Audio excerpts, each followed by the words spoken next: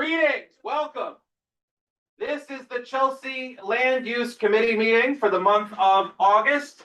My name is Greg Morris. I am the chair of the Chelsea Land Use Committee. As you know, we meet monthly. I am grateful that you have all gathered here today. Thank you to the committee members for being present. Thank you as well to Hudson Guild for hosting us this evening. Now, board members are expected to attend in person unless they have a disability or an extraordinary circumstance. Excused members and members of the public still be able to participate virtually. Members who are joining via Zoom must leave their cameras on. And the last notice for all of you and for all of us is this meeting is being streamed live on our YouTube channel and a transcript is being recorded. Final note for everyone here. Once again, my name is Greg and I'm the chair of the Chelsea Land Use Committee. I want to remind everyone here that we seek to treat each other with respect and decorum. In circumstances where we have things, where there have been disruptions, it has been true that we have paused the meeting until the disruption ended and then we restarted. That's just the way we do it. And I want you to all to be aware of that this evening. I am hopeful that this will be a respectful and comfortable and meaningful dialogue that encompasses a couple different things. One would be, and we will open with, public testimony. Meaning I have a list of folks who signed up, and if you're ready to speak, you'll come to the front. There's a little purple star right on the floor where you will speak from. Tonight, we are only allowing testimony for 1 minute. I know that is not ideal or satisfactory. I know that you want more time. Unfortunately, we need to be able to have time to discuss and debate. And the challenge for us is to make sure you are heard and that we can hear each other. So we are going to allow for 1 minute per testimony. Now, public testimony. Now, if you are someone in need of translation services, Jesse, we are going to try as best we can to accommodate that. But forgive us because we do not have the typical NYCHA related equipment that allows for that. That is unfortunate on our part. I appreciate you bearing with us and I apologize in advance for not being able to measure up in that way. Once again, public testimony will start us out. We're going to make 1 minute per testimony. And when that concludes for the night, we will then have our conversation internally here amongst ourselves on this committee to talk about the sole topic for this evening, which is the NYCHA Fulton and Elliot Chelsea land use proposal and the specific priorities related. Remind everyone to shut off their phones, and if they're going to speak on their phones, to step outside. I'm going to allow Maria to just remind everybody. Go ahead. You just want to say it this way. Everyone, if you have your cell phone on, please put it on vibrate or turn it off. Also, if you're going to speak on your cell phone, please step outside of the room so that we can all hear each other. Thank you. And by the way, the other complexity of this evening is that we're not mic'd up the way we normally are. So that's a little bit of a challenge. So while I recognize we don't have the normal pieces of the puzzle that we have tried to have, we're going to make do with the best that we have, okay? Once again, we're going to start with public testimony, and then we will have conversation amongst this particular Chelsea Land Use Committee.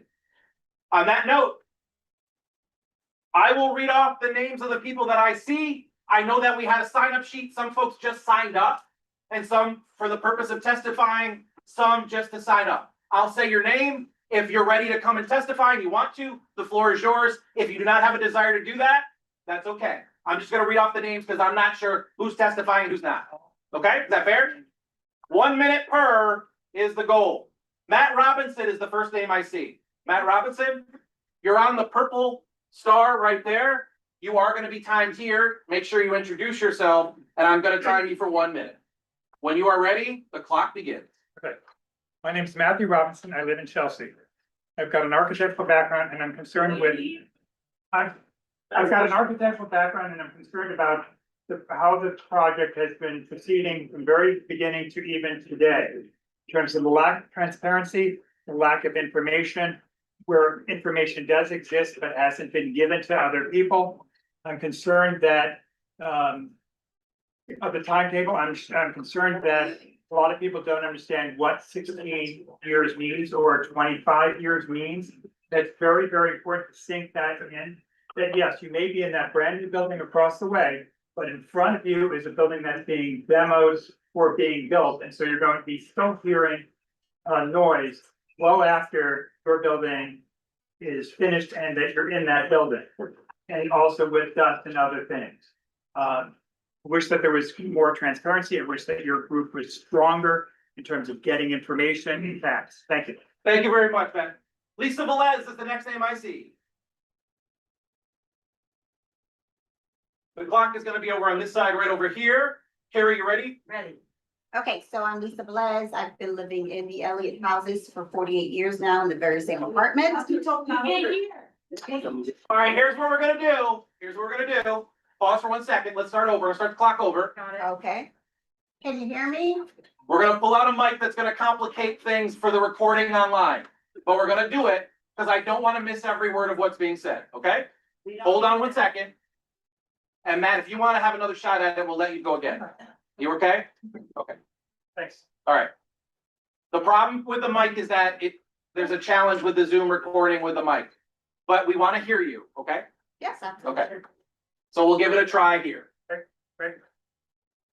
Would you move the star to that location there where she's facing this way, and so I'm comfortable with slide. Why don't we slide over? We'll slide it over. Is that okay? Slide the star over, we can slide the star. Let's slide this. Let's slide. Hold the mic. Cell phones or have them on vibrate. I'm sliding- I'm sliding this. If you would like to speak on a telephone, thank you. speak any Chinese. I don't know the answer. If there's someone holding. We understand. If I could just jump in for 1 more second, please. I serve as the Chelsea Land Use Chair. When we opened this conversation tonight, I noted that unfortunately for us, and I accept responsibility, that we do not have the normal translation services that we would typically have.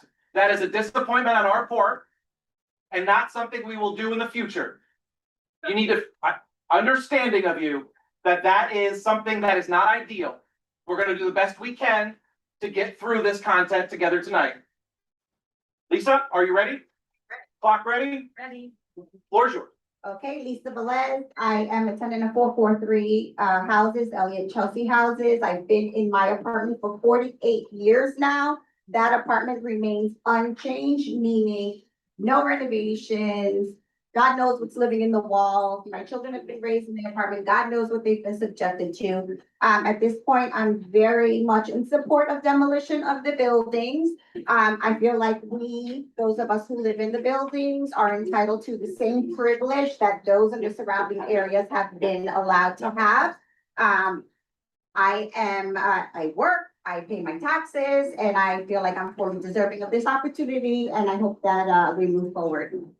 Thank you very much, Lisa. I have Pamela Wolf identified next. Good heavens.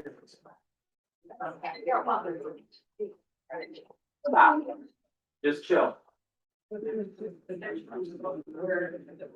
Thank you. Hi, everybody. Full disclosure, just as nobody knew it, I'm a public member of MCB4 and I'm a member of this committee. That's why I'm sitting at the table over there. I want to say, Whoa, stop. You're doing this and you're not voting. I'm doing this, No, I'm saying this is, she's voting. I'm doing this, I'm speaking, however, not as a CB4 member, not as a member of this committee, but on my own. No, sorry. Time. Point of order. I can't do that. Yeah, you can't. You can either vote or you can give testimony. You can't do both. Okay, sorry about that. He's right. I will prefer to vote. Thank you very much.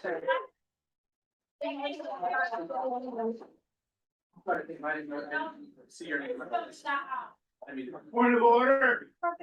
They're parliamentarian. We're not having that here. We're doing public safety. Since when would a member of a board not express an opinion? Since always. So I'm gonna jump in here. Hold up. Pamela, thank you. Sure. Let me be very clear. We have a limited time frame to work through public testimony. That's what we're doing tonight. The person we rely on, our district manager, just indicated the expectation. Pamela, do you understand where we're at? I got it, We're good. We're Thank moving you. forward. please. I have Roberta Gelb next on the list.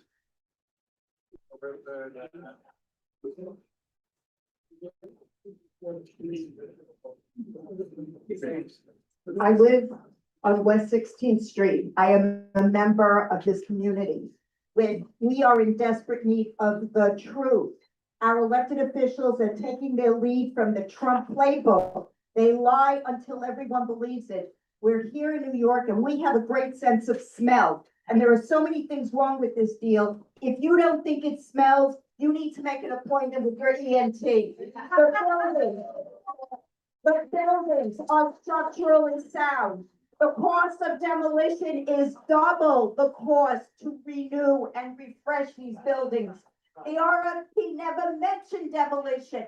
I have answered RFPs in New York City and New York State, and they are really clear. You have to do what the RFP says. How is it legal that these people, after they got the RFP, after they got the deal, they went, turned it around and said demolition? It was never in the RFP. It should be illegal. The environmental impact of this neighborhood, including the school, is going to be dramatic.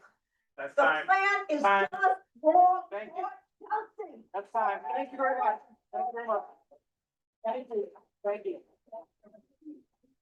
All right, can you all hear me? Next, we have Shirley Cook, then Crystal Luciano, and then Nicholas Nunez. If you could all please line up. I'd like to know, how you gonna do the list, cause when I came in here, none of these people were in here. I was first one in there. Resign? Hold up, time out. Let me just jump back in here for a second.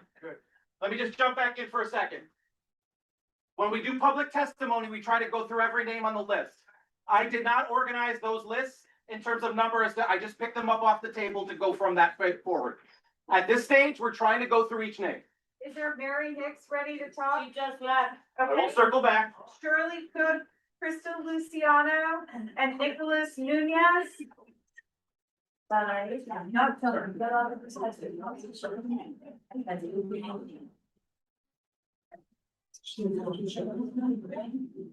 Next. Okay, Shirley Cook, Crystal Luciano. Okay, would you mind just like getting ready for a second spot? Yep. Go ahead, Crystal, thank you. Shirley.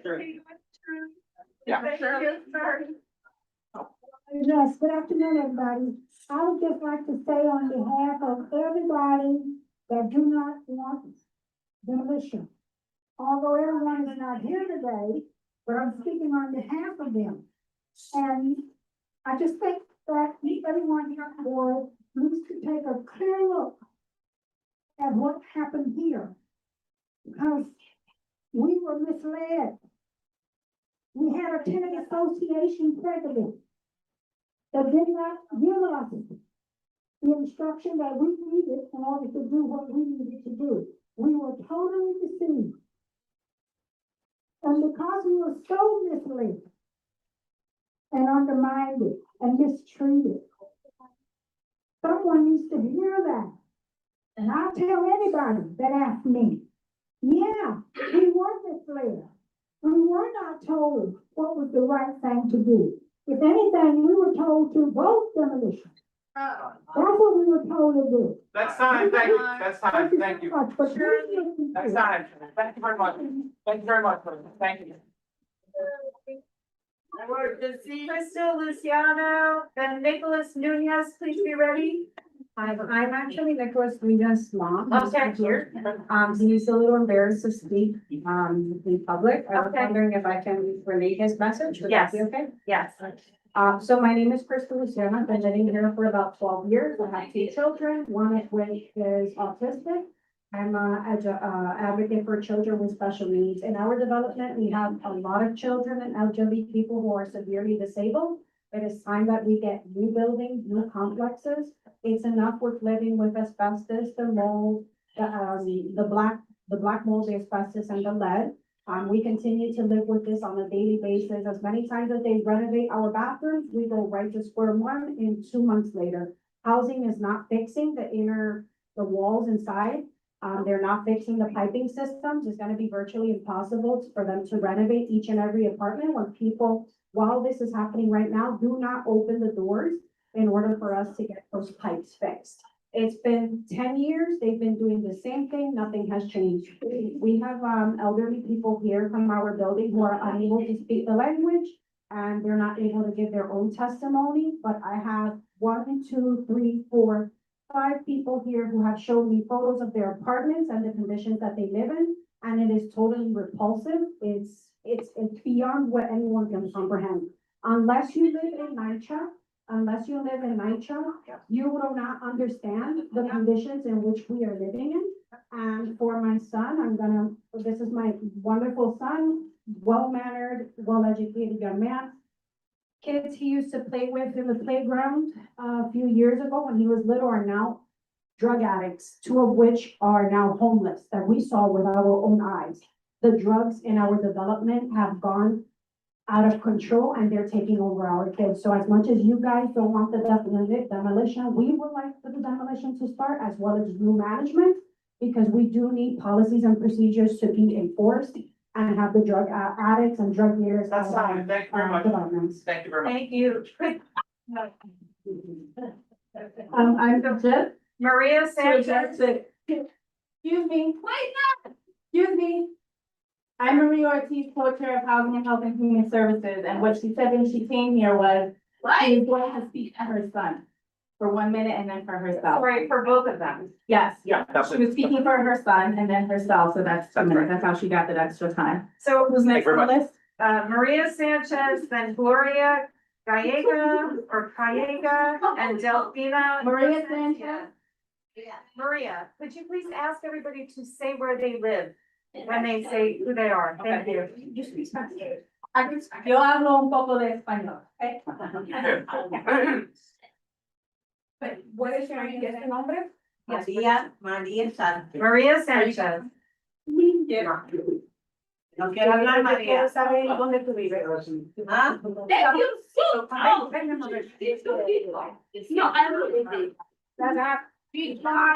let me jump in here one more time. The desire for this committee to hear everyone is our priority. It makes it very difficult for us to hear everyone if there are interruptions. We are specifically holding to 1 minute because of the number of people and our limited time frame. If you need to excuse yourself, you can do that. We're doing the best we can with the time that we have. Thank you. Are we ready? Okay, Maria, please carry on. ¿Qué es tu nombre? What's your name? María Sánchez. ¿En dónde vives? Where do you live? En 446 West 26, apartment 1A. How many years have you lived there? 80, 50 días. And would you like a demolition and a new home, or would you like things to remain as they are?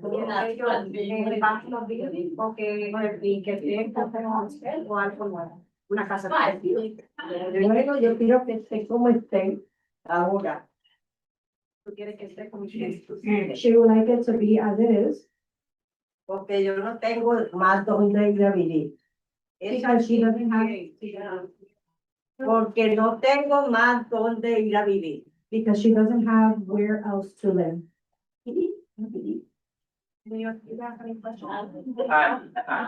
Testimony, thank you. Thank you very much.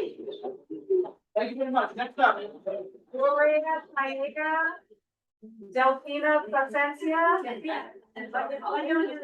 and Martha.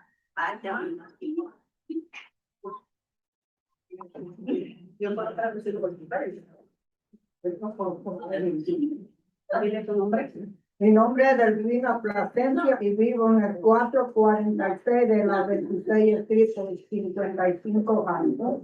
Her name is Alfina, she lives in building 443, and she's been there for 54 years.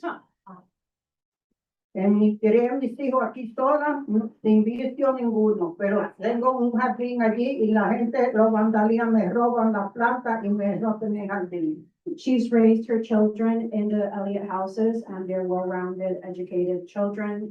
They're actually successful. I know her children. She is the person who makes the Immaculate Gardens at the 443. And she's upset at the fact that people come into the garden and steal the plants that she has been putting up for years. She spends hundreds, if not thousands of dollars on it. Y trabajé por 49 años para el Salvation Army y la Marina. And she has worked 49 years for the Salvation Army and the military. She was a seamstress for our military uniforms. Y que lo que quiero es que sea una vida mejor donde yo pueda vivir. Thank you very much, that's time. And she wants a better life. She wants to live in a better place. Thank you very much. Next up, Delphina, then Martha. I think it should be clear what they want, because I know that lady and I know she doesn't want that anymore. we're doing It won't be a big deal. we're doing public testimony. We're doing the best we can with our translation services. Hold up, time out. Time out. We're doing the best we can. We're doing the best we can with what we have. That's enough. We don't need to hear any more at this point. We're doing the best we can with the time that we have allotted to hear from folks. Delphina, then Martha, then Carlos, please. Yo soy Marta. Yeah, go ahead. Mi nombre es Marta Banchón, yo vivo en el 446 West 26 de apartamento 9D. Yo vivo ahí por 22 años, pero This is Martha. She lives in building 443 and she's been there for 22 years. Thank you. Pero mi apartamento, últimamente hemos tenido muchos problemas, dañado el ceiling. But in our apartments, we've been living in really bad conditions. The ceilings, there's a lot of issues. She's brought the pictures showing you her bathroom with the black mold and the water damage that she lives with for months on end. We had this conversation a few days ago. Uno llama housing para que vengan ellos a arreglar y ellos no hacen caso, no vienen a arreglar. O sea, She's been calling housing many times and they do not respond, and it takes months for them to actually get the job done. entonces quisiéramos saber qué mismo que va a pasar, porque si van a hacer demolición de los apartamentos o de los That's time. edificios, necesitamos algo Thank you. bueno, algún apartamento bueno Thank para you very nosotros poder vivir. So she would like to know more about the proposition that's going on in the demolition because she. Que necesitamos que si lo van a demoler, necesitamos un apartamento que sea bueno, accesible para That poder if you are caminar. gonna do the demolition, she wants to live in a place that is safe and that is spacious and good for them. Thank you. Thank you very much. Thank you guys very much. We have Carlos, and then Zen, sorry, the pronunciation, Juan. Importante es que debemos tener todas las posibilidades, que todo se conserve en muy buena posición. Hemos tenido un problema en el local. Ayer ya encontró mi esposo que como el agua que cae sobre el edificio. Y entonces es importante que eso debe de haber mucha prioridad y mucha preocupación en tener un buen mantenimiento del departamento. Para nosotros las personas mayores. He is asking that there be more, Lo importante es, digamos, que haya más control en el edificio para que se pueda vivir mejor. he's asking that there be more control in the building so that we can live in better conditions. Así que lo importante es también que haya un buen mantenimiento y que haya las personas que cuando uno llama y pide que vaya a arreglar, no aparecen para hacer los arreglos. Hay que esperar 4, 5, 6 días y no es así. Pero si uno quiere un arreglo por caída de agua, tiene que ser inmediatamente, no para el otro día. He's frustrated with the response time with NYCHA housing, regarding the leaks and the mold and everything that's going on in his apartment, and he demands that we start, responding in a timely manner. Thank you very much. That's time. Shen Jen Juan.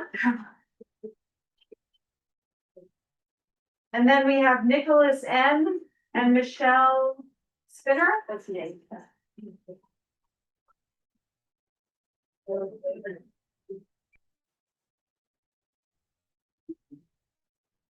We can provide Mandarin or Cantonese translation if that is, If someone needs that. Sorry, if the names that I called off are here, could you kind of get in line, please? And go- and If you want to speak. Yeah, if If you want to speak. Go ahead. So Michelle, go ahead. Thank you, Michelle. My name is Michelle Spinner. I have lived in London Terrace Gardens for 41 years, and I am currently Vice President of the London Terrace Tenants Association.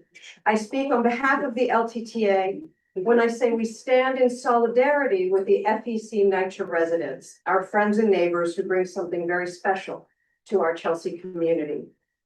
We urge CB4 to reject NYCHA's current plan for the FEC NYCHA properties and all of its proposed alternatives. We implore you to call for a monitored vote by the NYCHA residents on renovation versus replacement of their homes, as well as Section 9 versus Section 8.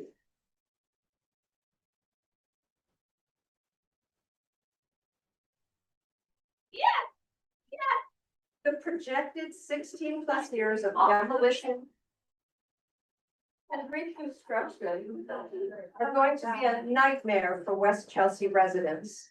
And all the proposed designs would change That's Chelsea. time. Thank you very All much. right. Thank you. Thank you.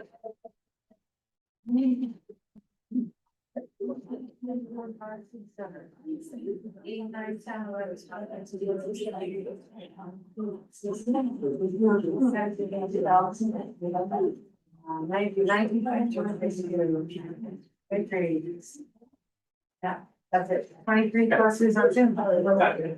So I want to just interrupt for 1 second. Yeah, we don't. We got you. Want to interrupt for 1 second? We have 23 more names here, plus names of folks online. And I expect that there's more back there as well. We made a point of saying that we wanted to make sure there was time for public testimony. We also need time to have a conversation so that we can take what we have heard and we can strategize from there. So I mention this because as much as we want to hear from everybody in this room, I just want to put forward that if you are communicating things that others have communicated already, and instead you want to say, I don't need to testify because what I've said has been in someone else's hands and they've already said it, we hear you. So I'm asking for your respect for our time so that we can have time to process and discuss as well. Once again, 23 names. If you feel like the content that we've already covered has been covered, I would just ask for you to think about saying, skip me, let's hear from somebody we haven't heard from yet. Or if you do come up, Greg, if people decide to come up and speak, maybe they can just say what their position is without giving the added detail so that we just have a good idea of where the room stands. Thank you, Brie. Okay, it's Nicholas Enyeger, Dominic Romeo, and Lydia Andre. Can you say the names one more time? Sure. Nicholas Enye, Dominic Romeo, and Lydia Andre. If your name was called, please come on up. All right. There was someone, I know, you're right. I skipped, but I'm gonna go, I'll get her. Grace Brown. Sorry about that. My mistake. Good evening, my name is Dominic Romeo. I'm a building superintendent in Chelsea and a candidate for District 3 City Council. I spent my teens hanging out with my friends who lived in Fulton houses. Some of them still live there today. I was invited to countless dinners by their parents and played hoops with their sons and daughters and got into good trouble with all of them. My friends at Fulton Projects were my second family when my family sometimes was not always there. So to hear that our city, so to hear that our city wants to tear down their homes and erase our memories makes my blood boil uncontrollably.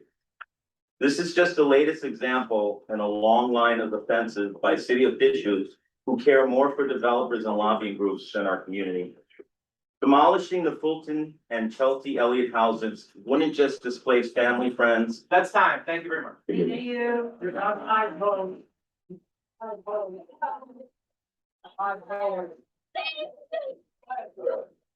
After Lydia, Carol Ott, please, thank you. Okay, Lydia Andre, 352 West 20th Street. We're at a serious inflection point.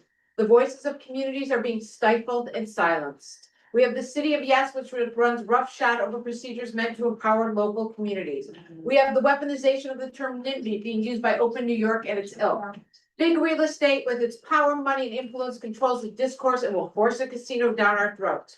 We're besieged by an autocratic 10-king mayor, wonder where you got that idea, who wants to revise the charter and again, limit local control and input. But how can we build better communities if we don't listen to them or honor them? How can we pretend to know what our NYCHA neighbors aspire for their community if we haven't heard their voices through a vote? You are here to represent the voices of the community.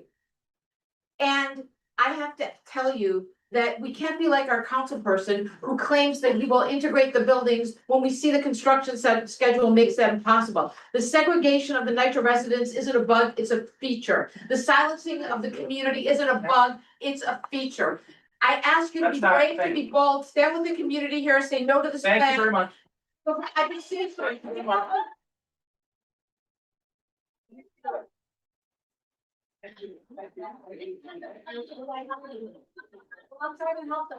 Carol, and then Ansu. Let's, wait, we're in public testimony section, we're in public testimony, so go ahead. Hi, my name is Carol Ott. I'm the 300 West 20th Street Block President and a member of the Chelsea Neighbors Coalition. I urge the Land Use Committee to send a strong message to the full board opposing the demolition plan as it currently stands. To ignore how this land grab development will change our neighborhood from a historic district to one that looks more like a midtown will be a tragedy. To ignore the voices of a significant number of our NYCHA neighbors who are opposed to this plan, who have confirmed that their voices just don't matter. To be comfortable enough to ratify a plan that is still full of unknowns would be mind-boggling. To allow our local elected officials to push this plan through despite community opposition is just like watching what is happening in Congress today. I urge CB4 to listen to the community and oppose the current demolition plan. Thank you.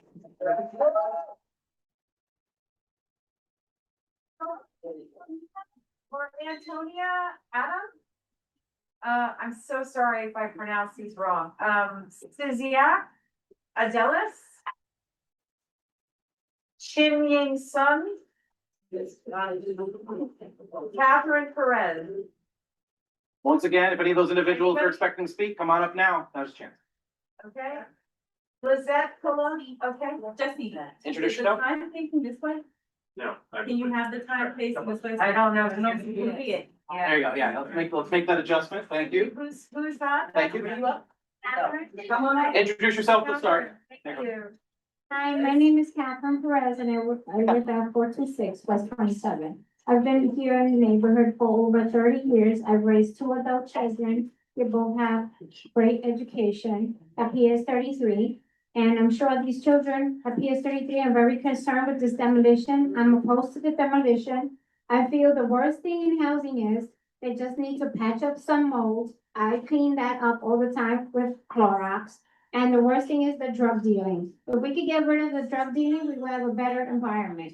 I'm opposed to the no demolition. It's gonna affect the entire neighborhood. I'm thinking about 911 and how they still live in with the consequences of asbestos in the air. I'm asthmatic. I would not be able to live in this neighborhood even with the demolition going on. So I'm no for the demolition. Before you announce the next name, just one quick announcement. Some of you in this room, are regularly testify at some of our committee meetings. I just want to ask for your patience because we want to hear some other voices we haven't heard yet. Everyone will speak. I just want to make allowances for folks we haven't heard from yet. Go ahead. Yeah, Lizette Colon. Susan Marshall. And Caitlin Cahill. Or Cahill, sorry. These are the voices of the seniors in the senior housing. I don't want to, but I guess I have to go. They told me I have to move. My heart hurts. I guess we will be back. Who knows? I don't want to leave. I just get nervous talking about this. I want to stop thinking. I want just to all this go away and that they will leave me alone.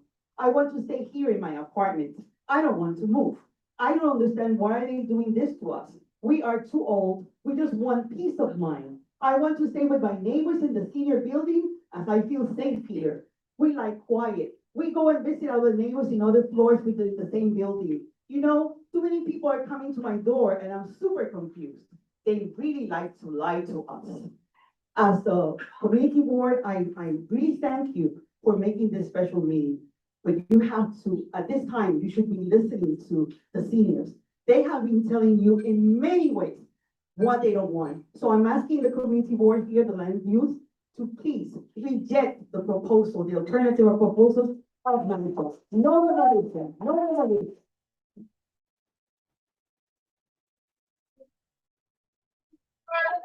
Caitlin Cahill and Stacy Torres.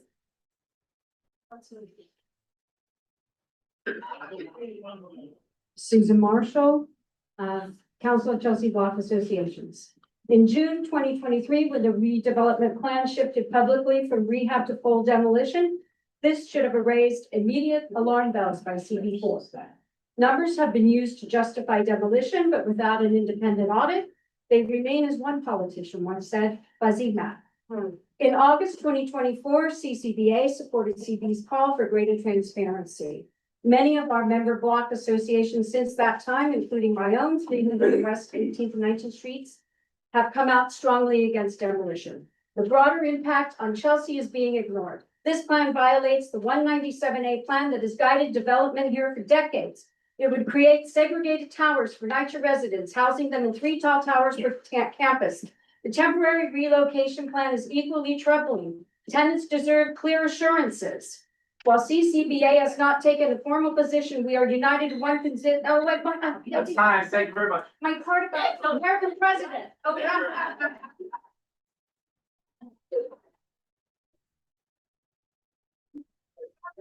Will be Stacy Torres. Thank you.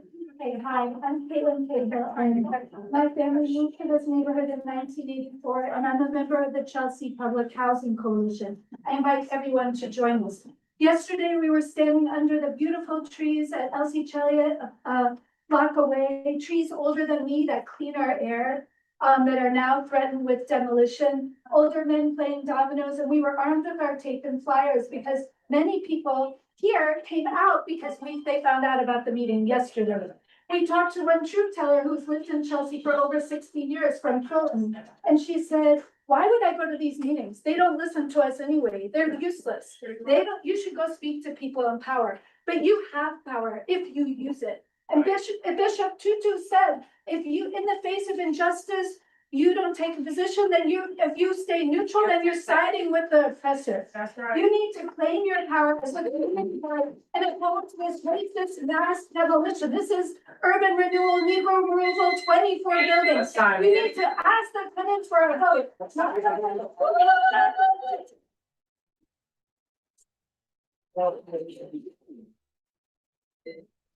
Hi, Stacy Torres, lifelong Chelsea resident. I went to summer camp in this building and nursery school downstairs.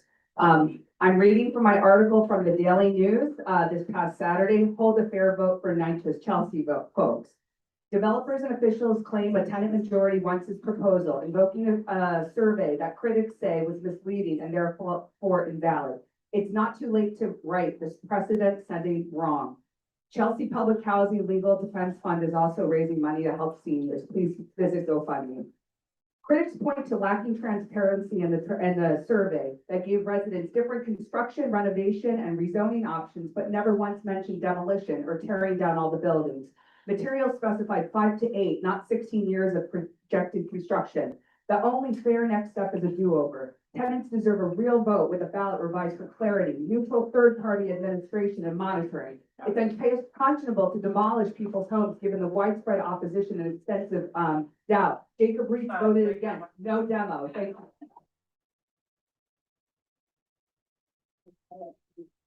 I have coffee. So I'm gonna jump in one more time. Right now it's 7:16. If I understand correctly, there are quite a few names to go. Yes. And I assume there are folks online as well. As noted, we need the opportunity to have some conversation here too, so we can focus on the priorities. So at 7:30, I'm gonna pause the public testimony so that we can begin our conversation. That was going to be my suggestion as well. What's the next name? Alicia Martinez and Nancy Rivera. Alicia Martinez, Nancy Rivera, please come on up. Maria Ember. Maria Ember. I just said three names, please hurry up.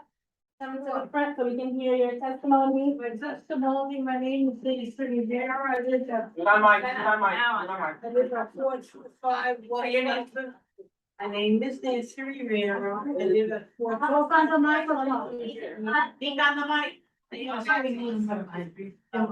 got it right that night? My problem is that I've been having problems with NYCHA for 4 years. I have to take them to court to get my apartment fixed. When I return back to my apartment is already falling apart.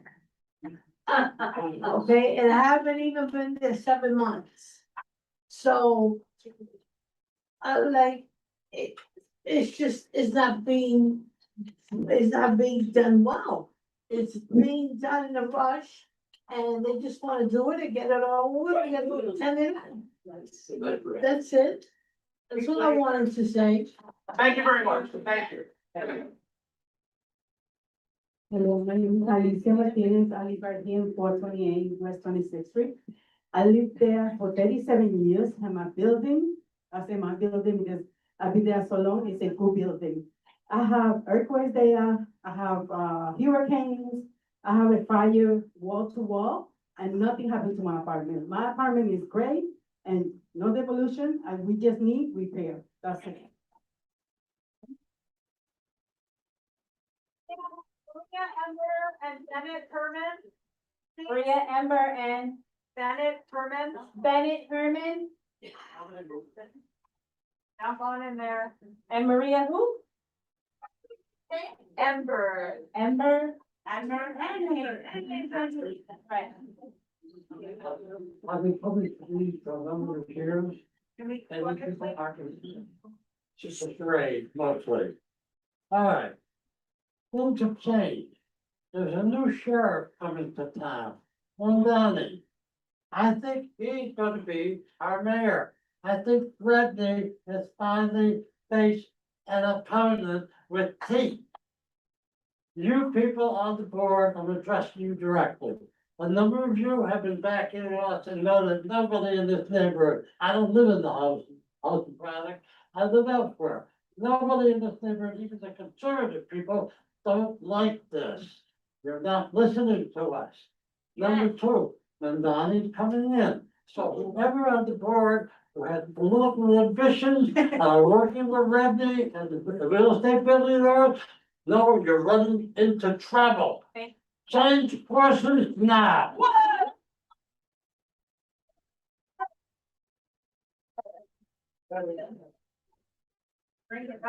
Nina Kortuska. I just had terribly wrong. Just say your name. I said Kortuska. Here. Thank you for your. Only one question. Which section is that? Light or take? Her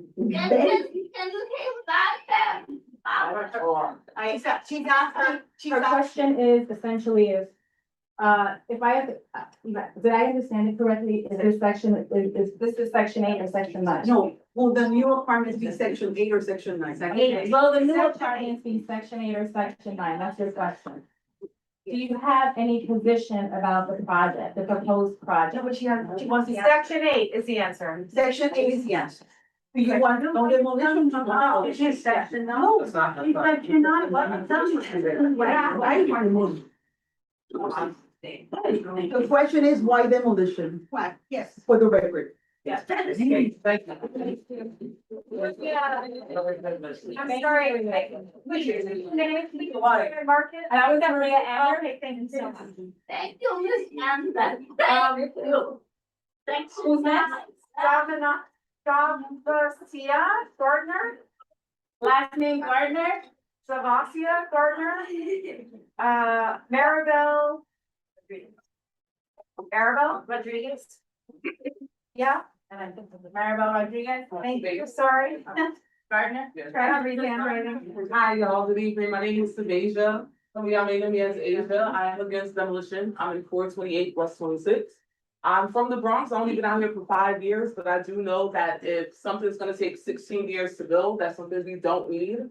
I appreciate all these meetings, but realistically speaking, most of us already know that demolition is going to happen despite us saying no. I was under the impression that it'll be for 5 years. 16 years, my daughter will be 25. She'll be in med school by then. So I think this is something that we should all take into consideration for those who are interested in demolition, that there's people who are 88 years old by the time this is done. They're not gonna be here. And people about who, realistically, I know y'all don't care. Right. We care. Right. And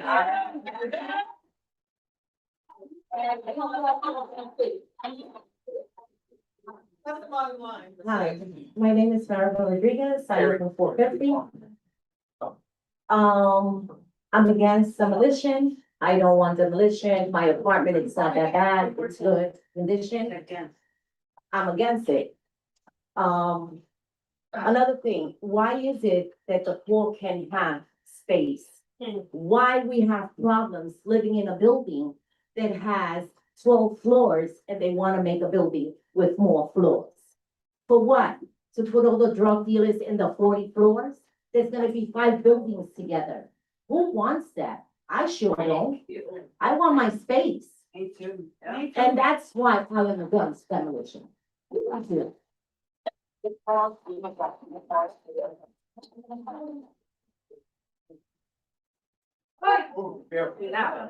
So I'm gonna pause us for a minute here. We have 5 more minutes before, it's 7:25 right now. So I'm gonna put us on pause for a minute, because I wanna make sure that this body has the opportunity to have a conversation and to have some discussion about some key pieces of this conversation that's been happening. Before we do that, I just wanna say 1 or 2 things. I wanna express my gratitude to everyone who has come tonight and everyone who has made a practice of coming and speaking up and speaking out. It is your passion and your determination and your insight and your expertise, regardless, and your experience, regardless of what side of this you are on, that has influenced this body, CLU, Triple HS, the community board. You may not be satisfied. Can you not leave yet? I have a question for the audience. Don't leave yet. Don't leave yet. You may not be satisfied with what it is that you have received from us, but I do want to make note of a couple things. For more than a year, this body has received your feedback and has held accountable 2 years. Thank you. I was thinking about the time. Do the right thing. Yeah. Do the right thing.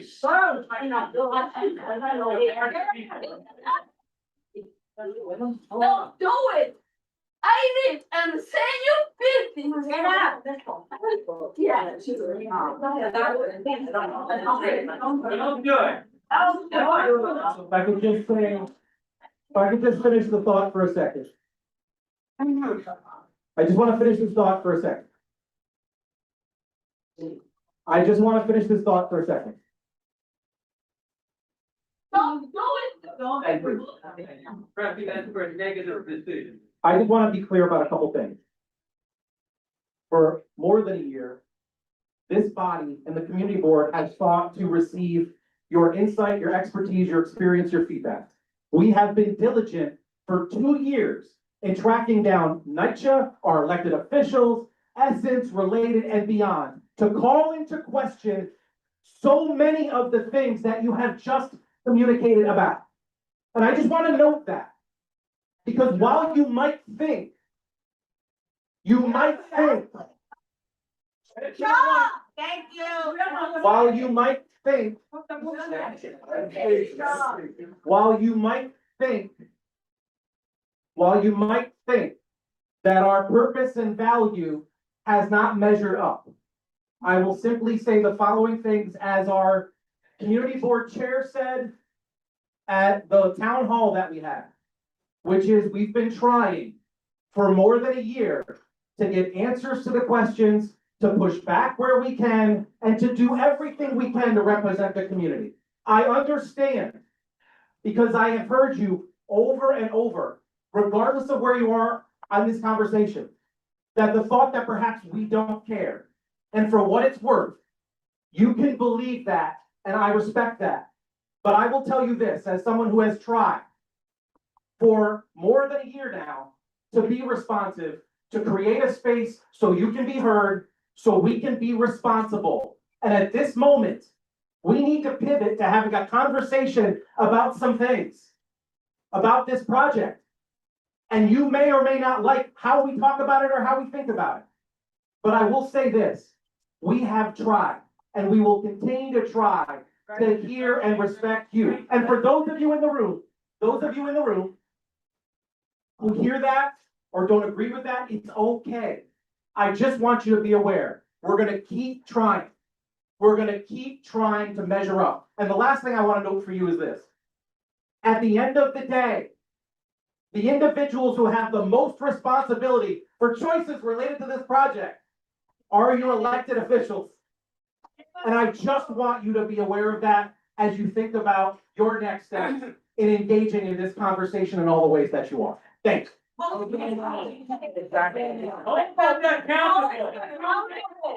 Just say that you don't think. And when the Hold them accountable, that's it. Thank you. They have, why are you thinking? Before the conversation goes to the committee, I just have a question for all of you in the audience. The show of hands, we did it at Housing, Health and Human Services, so I'm curious here what that looks like. Room is fuller than when we had the Housing, Health and Human Services meeting. And I don't speak Mandarin. If someone can translate it, I'd be curious to know. I want a show of hands. I'm gonna ask 3 questions. Who's in favor of the proposed demolition? Who's not in favor? And who's not sure or somewhere in the middle? Okay? So, show of hands, who's in favor of the proposed demolition? Who is opposed to the proposed plan? And who is somewhere in the middle or not sure? Okay. Yes. Thank you.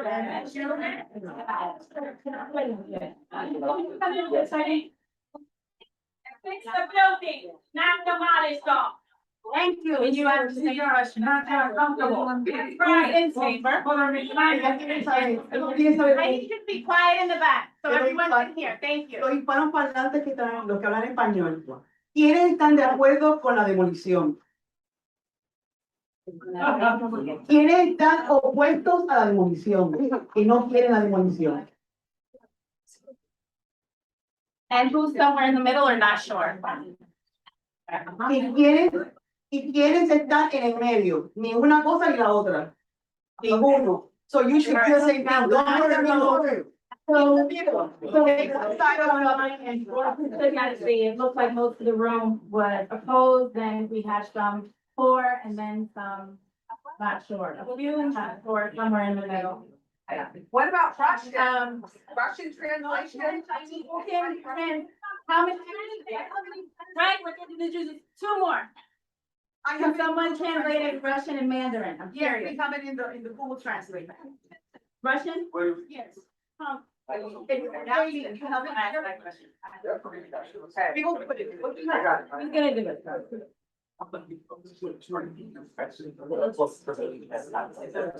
No, you don't. No, I just have English. How many people in the room speak Russian? No,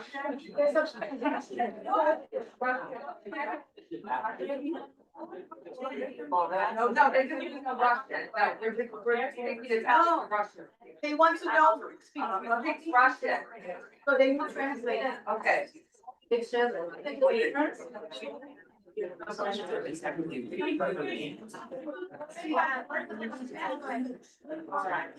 Maria. All right, thank you. Greg? Greg? Yeah. Are you? Are you ready to go? So Greg is the chair of Chelsea Land Use, and he said he is ready to proceed with the discussion for the committee. Okay.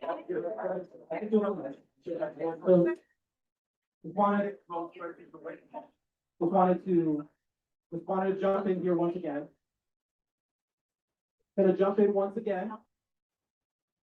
We are now gonna pivot to, we are now gonna pivot to our conversation.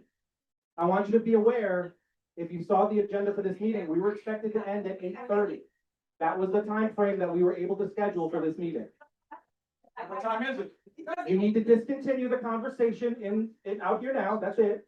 We need to pivot now to our conversation, to give us the ability to be able to think about next steps. Never agreed to that. We can't, we never agreed to that. About homes, we're not talking about an agenda. Please understand that. This is their homes that we're talking about. It's not an agenda. And we need time to come to a consensus here. Let's talk. Well, thank you very much, thank you very much, thank you very much. We're not gonna use that now, it's time we have to pivot to our conversation because we are running out of time. Okay? Oh, we are running out of time, not you. We are running out of time.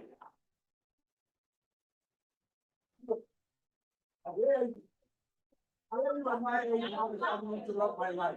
As someone, I paid my taxes, I paid everything to this society, and you come in here now, and you're gonna take away our place to live. What kind of nonsense is that? This is the way America paid, this is the way they paid. I wanna thank you, thank you. My elected officials are out of sight, out of mind, Thank you. and they will soon find out too. At this point, That's not something to at this point, That's what you think is development. at this point, We didn't ask you to come here, we asked you to come here and help us. at this point, We asked you to do. at this point, if we're not capable of having conversation, Then take it elsewhere, we're gonna need to close the meeting. then take it elsewhere. If we're not Go to a capable, nice, convenient, safe place. if we're not capable of having our conversation at this Put point, yourself we in will our end the place. meeting. They believe it's your mother, it's your sister, it's your brother, it's one of your family members. At this stage, if I'm not capable, we're not capable of having our conversation, we're gonna have to end the meeting now. I would prefer not to do that. Now you want to. This is not time for Q and A. So at this point,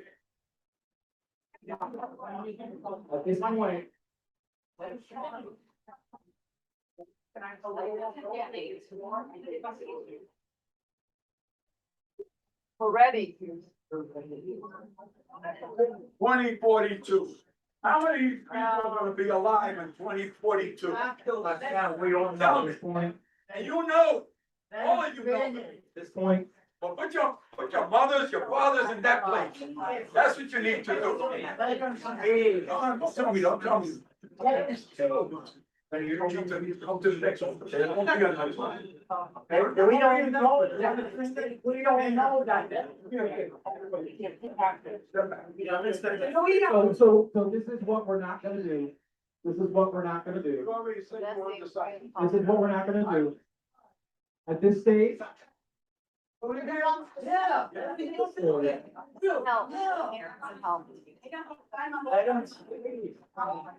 That's just a big.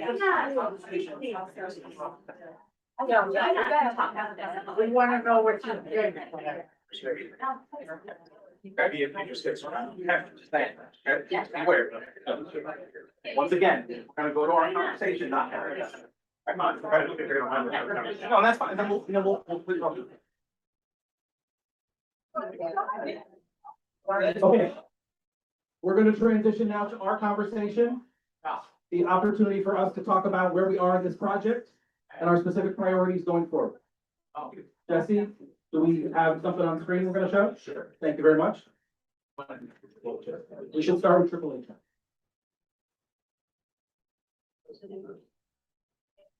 For those of you who attended the last flu meeting, we left off specifically on a document that was created by NYCHA, one of our committees, that was setting a series of discussion points or focus points related to this project. I want to pull that up as a starting point for where it is that NYCHA appealed to our committee to think about these particular communications to our board to stand up for these particular items. I'm referencing this to this body, because this is where we left off the last time we were together. So you're aware, the HHS committee, some of you may have participated in their last convening. Maria, you're one of the co-chairs of HHS, along with Joe, and you specifically put forward a community position.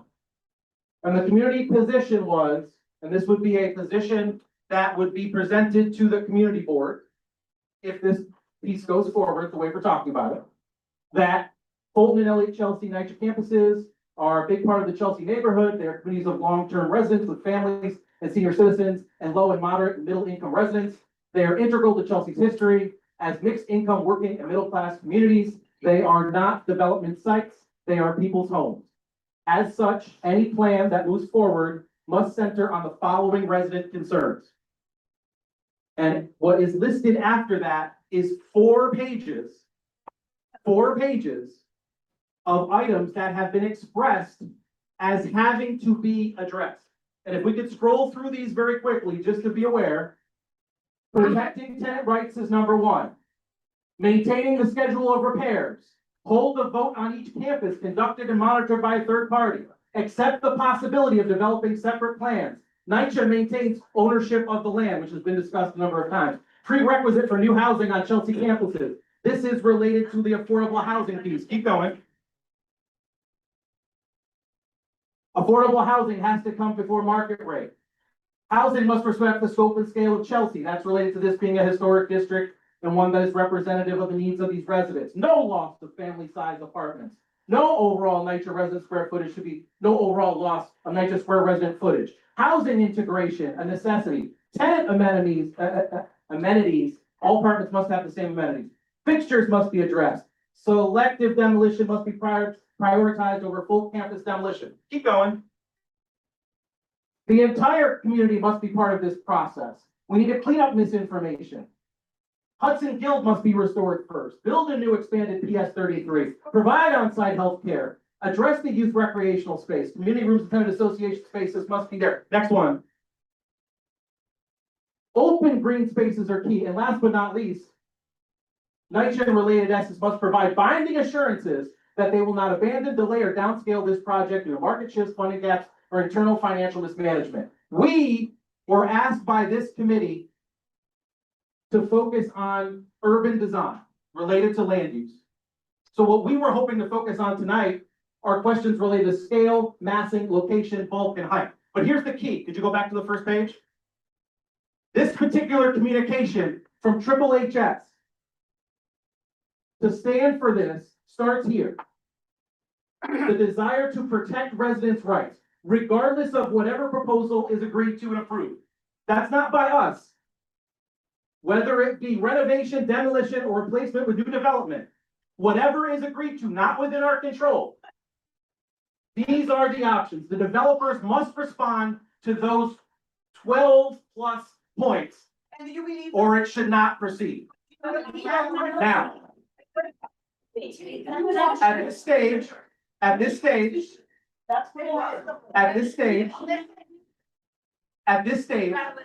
what we haven't had the ability to do as a group yet is to focus on the items that are open.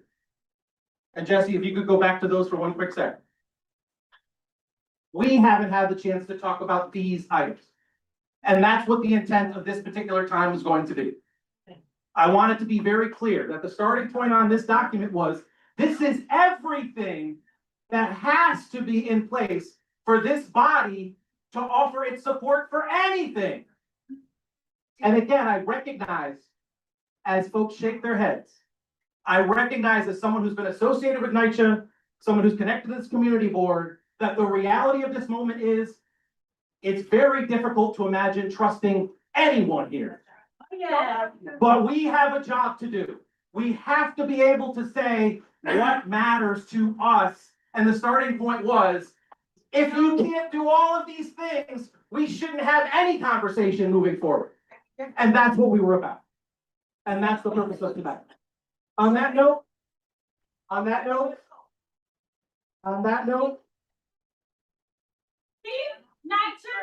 what a new management. And community board Support the community.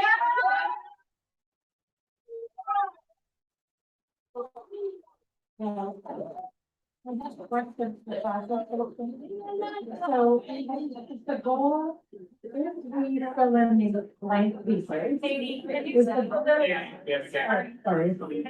it's a process question I have. Is the goal here, if we have the discussion about the four missing pieces, is the goal to then have a letter that is presented at the September meeting? We come here. At this stage, I think the best way to answer that is to say, if our Fluke committee has response, feedback, or others for the HHS document, that needs to be communicated. There is a scheduled board meeting on September 3rd, that if we want to put this forward as a particular strategy to say, without any of this, there is nothing for us to talk about, we can do that. But at this stage, until Clue weighs in, we don't have the ability to communicate because we haven't weighed in yet in terms of what's a priority to Clue. That's the goal. What's the priority to Clue? On that note, Jesse, we do have a deck that I put together. You want to pull that one up to focus on these particular points? We're going to start from the points that I put forward to this body and ask for your response and feedback on that. But they're already sending tenants and 90-day notices to vacate their apartments. I don't understand why you have to make all these decisions. I don't understand.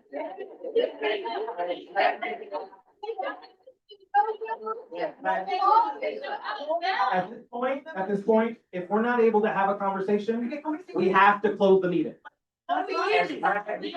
If we're not capable of having a conversation, for us, we're gonna have to close the meeting. We're not taking any questions. We're not taking any questions. If we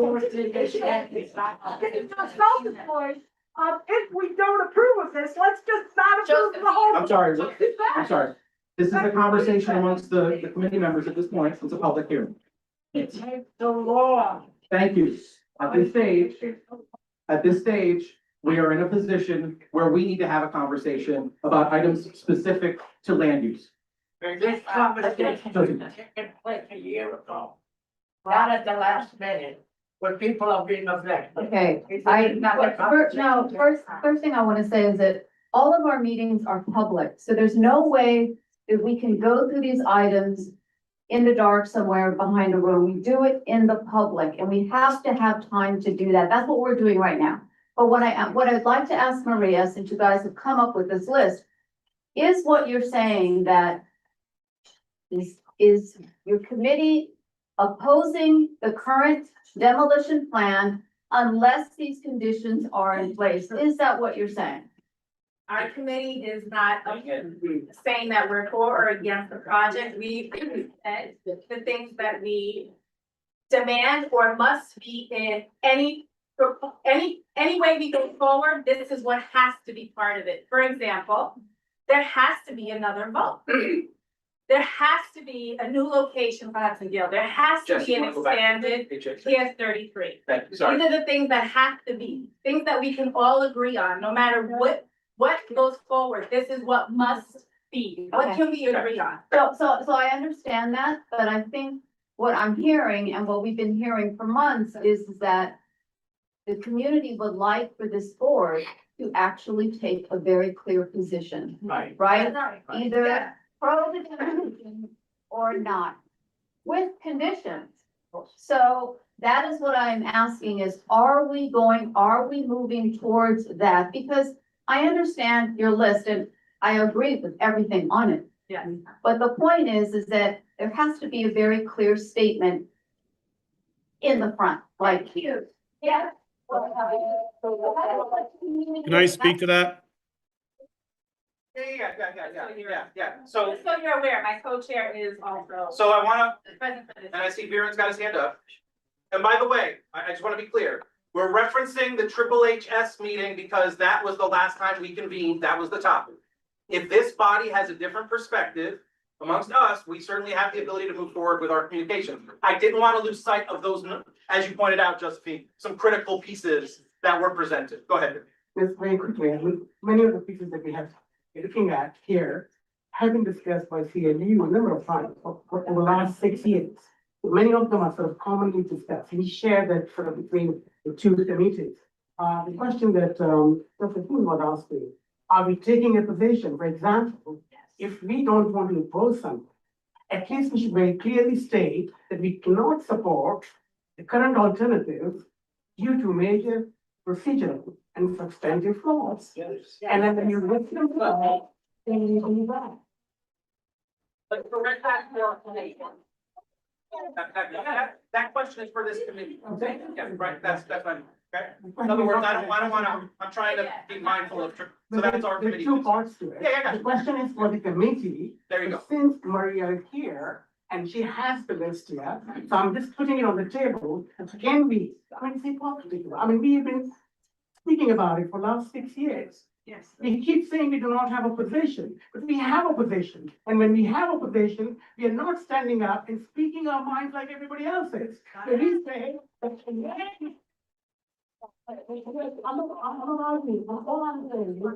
when we very clearly state that we are not in a position to support any of the alternatives unless X, Y, and Z are met with.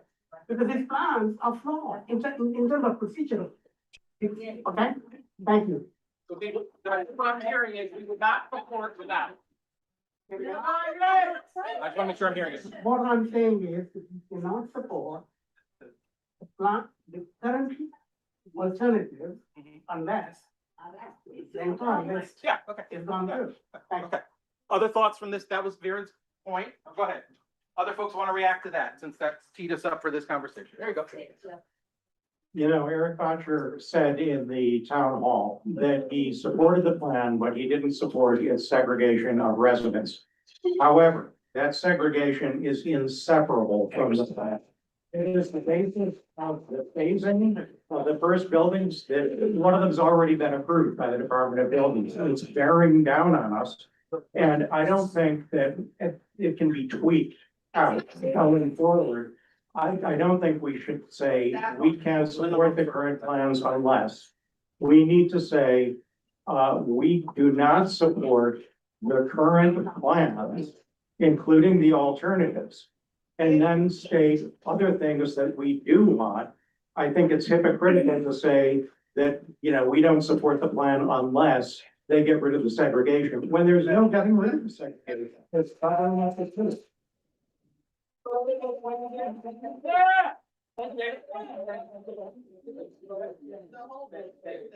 Okay, but I think there's a really important procedural point here, which is that the period of public comment has ended for the alternative discussion. That was like the impact, like the draft environmental impact statement. The final environmental impact statement has been issued. The record of decision has been issued. So unless we go with one of the rezoning alternatives, we no longer have a review process. Is that not the case? Unless it goes to Euler, it's not, there is no longer a public comment period, right?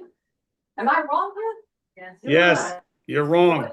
Hold on. Are there other folks who want to weigh in before I go back? Other folks want to put it again? I do. Just to pose the question. But beyond I'm gonna hold off on that for a second because he weighed in. So I just want to hear from folks and then we'll circle. I don't know the answer to your question, but hopefully somebody else does. But I do think it's actually really important that we say what we want to have happen. I don't think that we can. And I think we can say, look, procedurally, there are all sorts of problems with what has happened, but here we are today. And before we go forward, let's think about what our committee, what our community board can do. And we can say we need very specific things to happen, whatever happens going forward.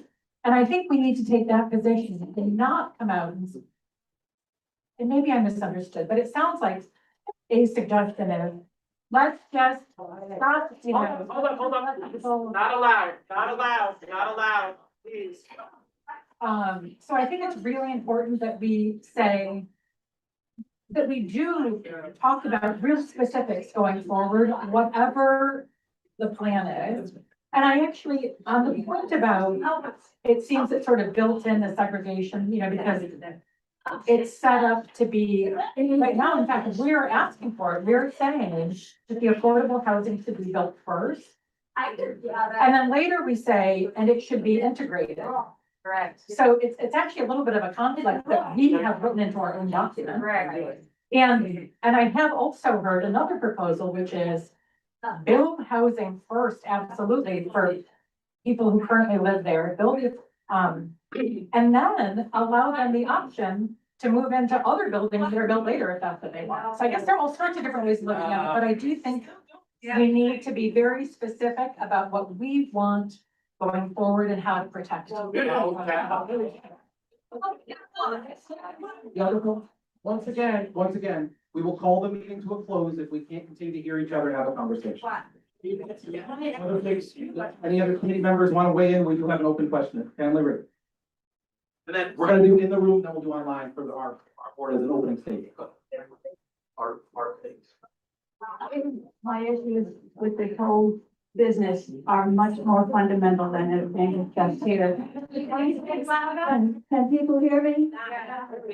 My issues with this whole matter are deeper and broader than what is being discussed here. Exactly. I am personally, fundamentally opposed to handing over to private developers.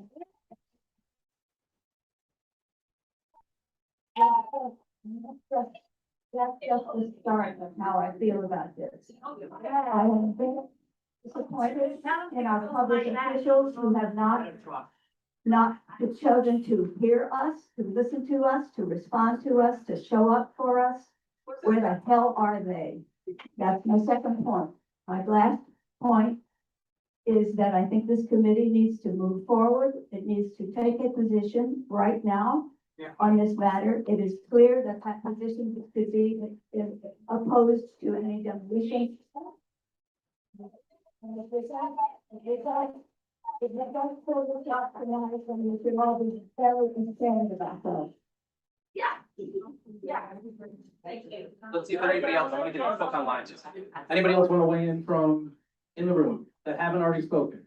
If not, we'll go online. Oh, Carrie, you're up. You're gonna have to swing over, because I don't know. I don't know if I can read. Well, I'll try. Oh, wait, here you go. There you go. Yeah, we're gonna go online after we finish in the room. Go ahead.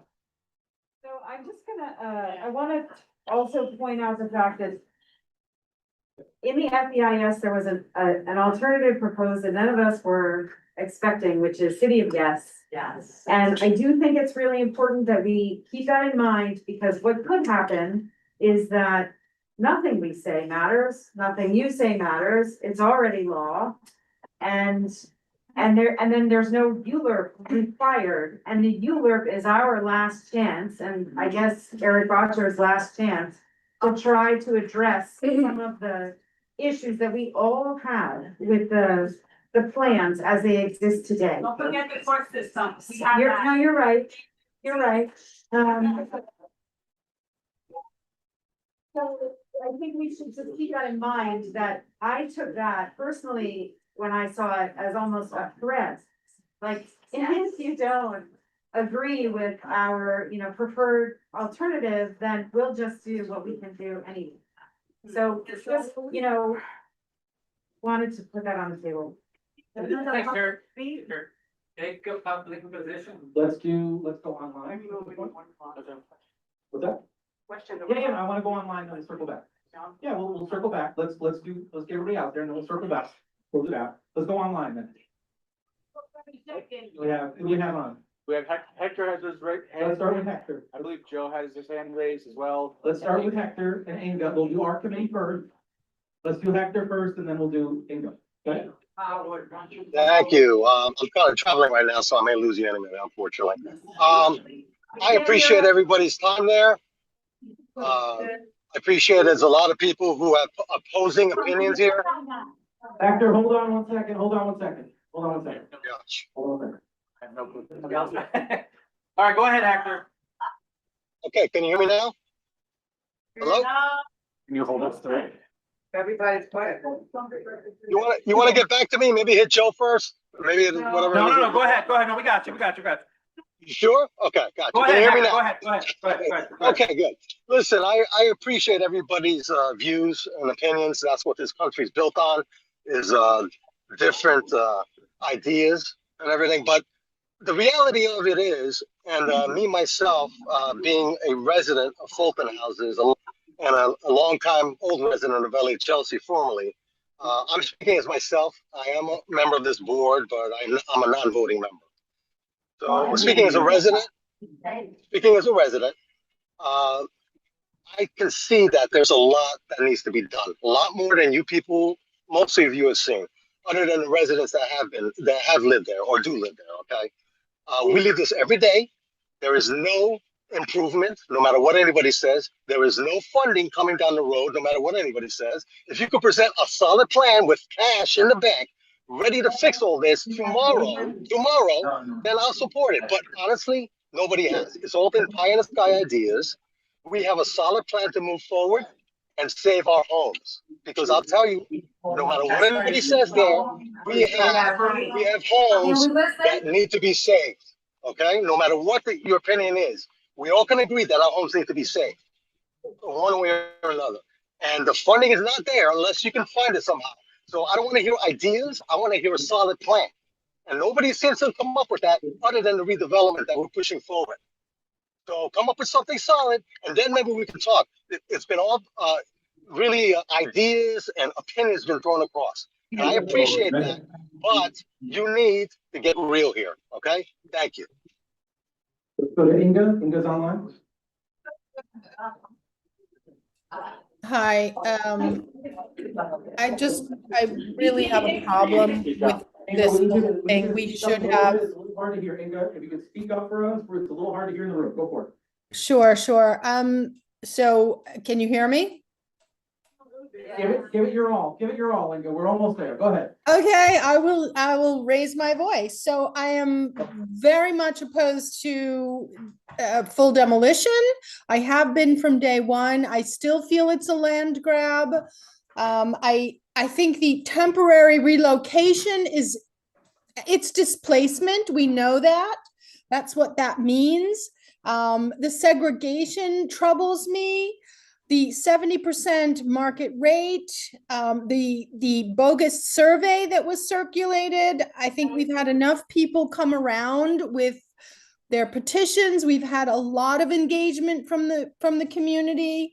I think that there's a lot of opposition. There are too many questions. This has taken too long. CB4 needs to take a position. We need to either be for it or against it. I am against it. I think there are too many questions. It's public land given over to private developers. I don't think that's right. There are so many things I could go on and on and on. This should have been done, it's not Greg's fault. This meeting should have been held months ago. We should have had a decision months ago. 20 years of construction, this affects an entire neighborhood. CB4 needs to take a position. Inga, thank you. Before I go to Joe, did you want to weigh in? Can you hear me? Mike, no, I'm sorry.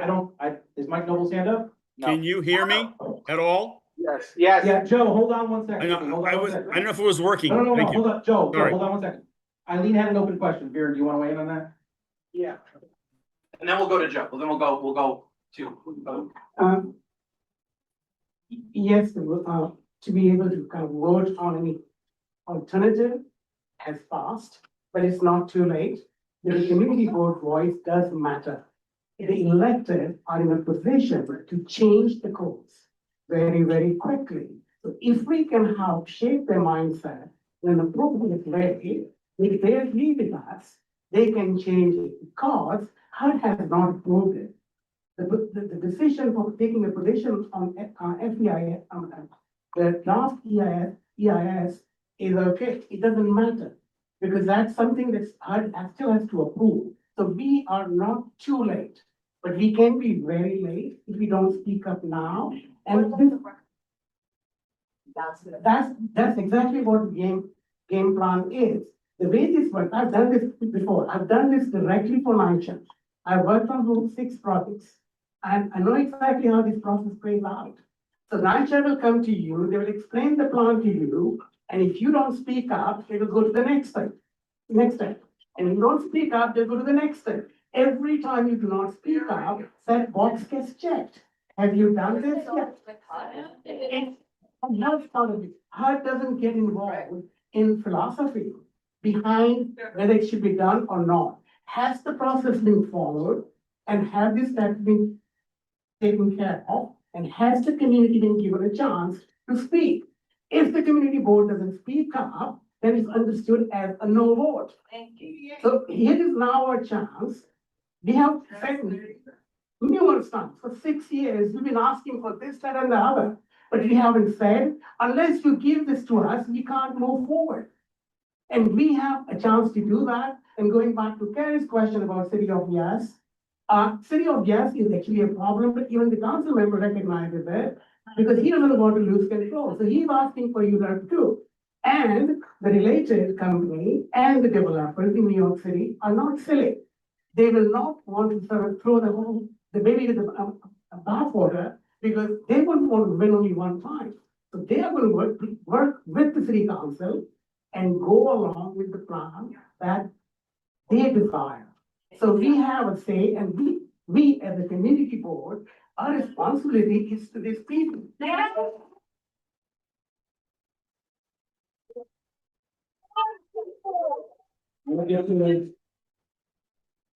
So, I believe there was ongoing, the process has been followed. We still need to weigh in. Process has been followed, we still need to weigh in. Sir, so isn't the record of decision with HUD right now though? Karen, I think The record of decision is not the issue. Right now? Is it already? The record of decision is not the issue. We're doing it right now? We asked the question, I'm gonna go to Joe. Okay, so there was a record of decision. The record of decision is not the issue. Can you hear me? Hold Anybody? on. Finish your question, finish your thought, finish your question. As I understood it, the decision was we prefer our preferred rezoning alternative. And we're gonna send this to HUD for review. Is it not with HUD? Like, when do we step in here? I thought that.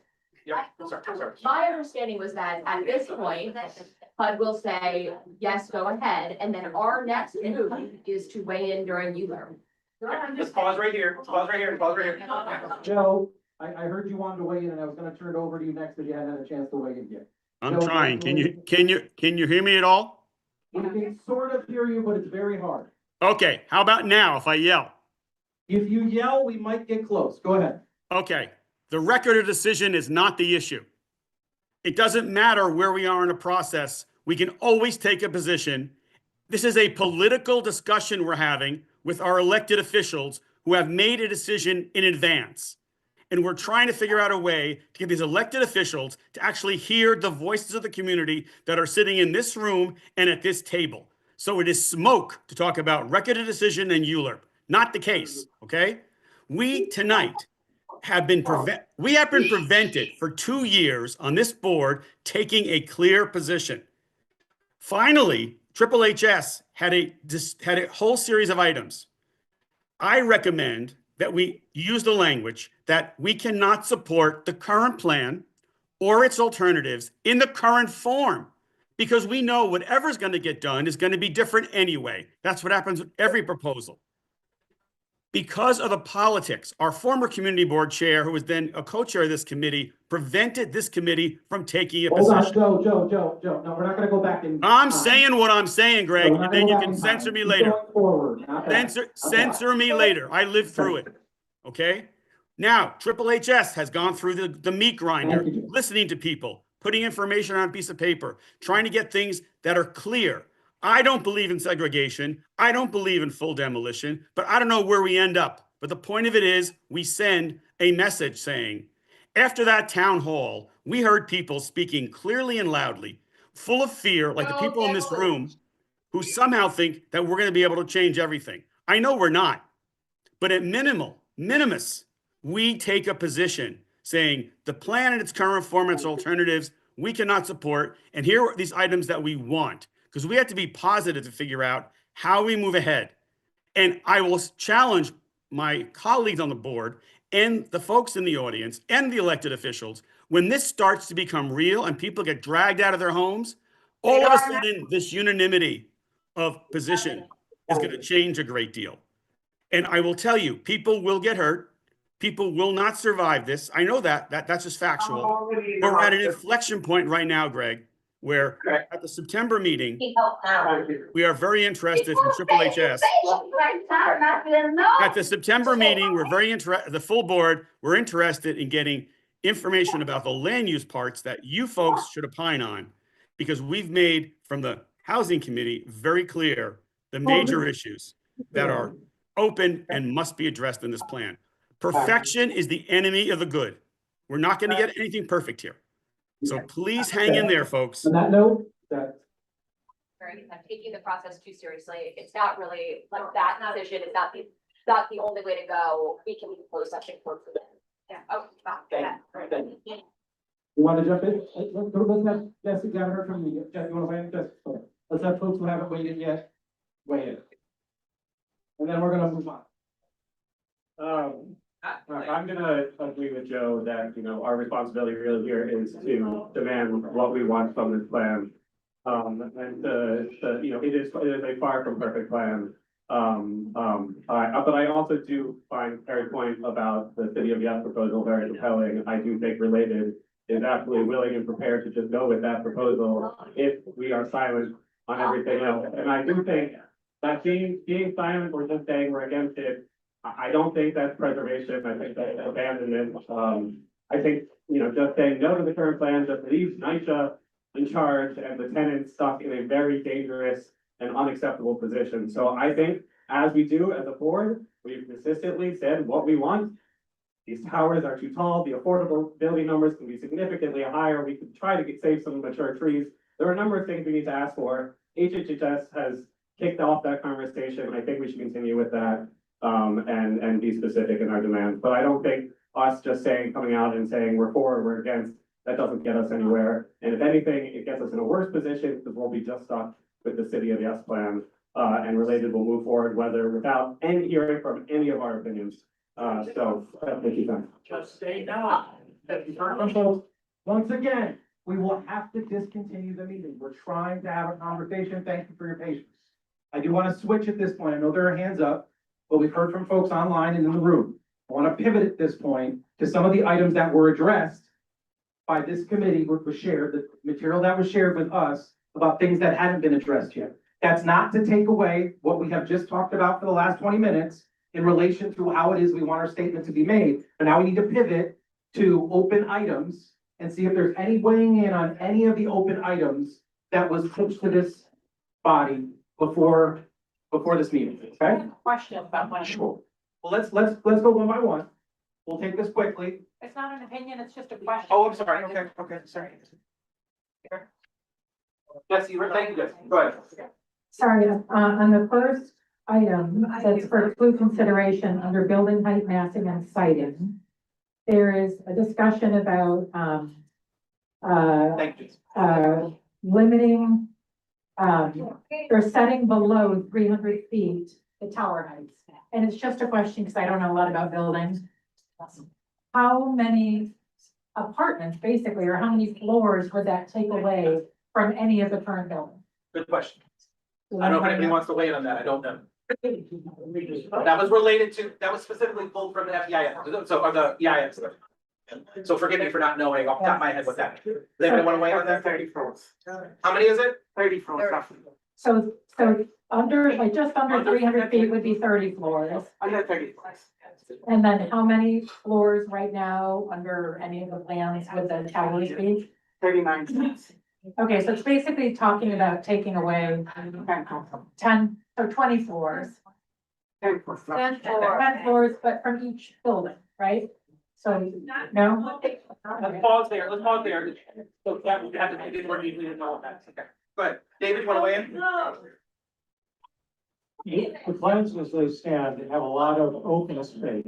Once again. If you need to excuse yourself, please do. Please lower your voice.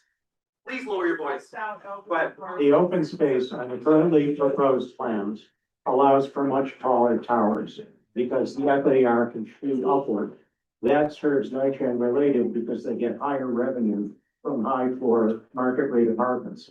We could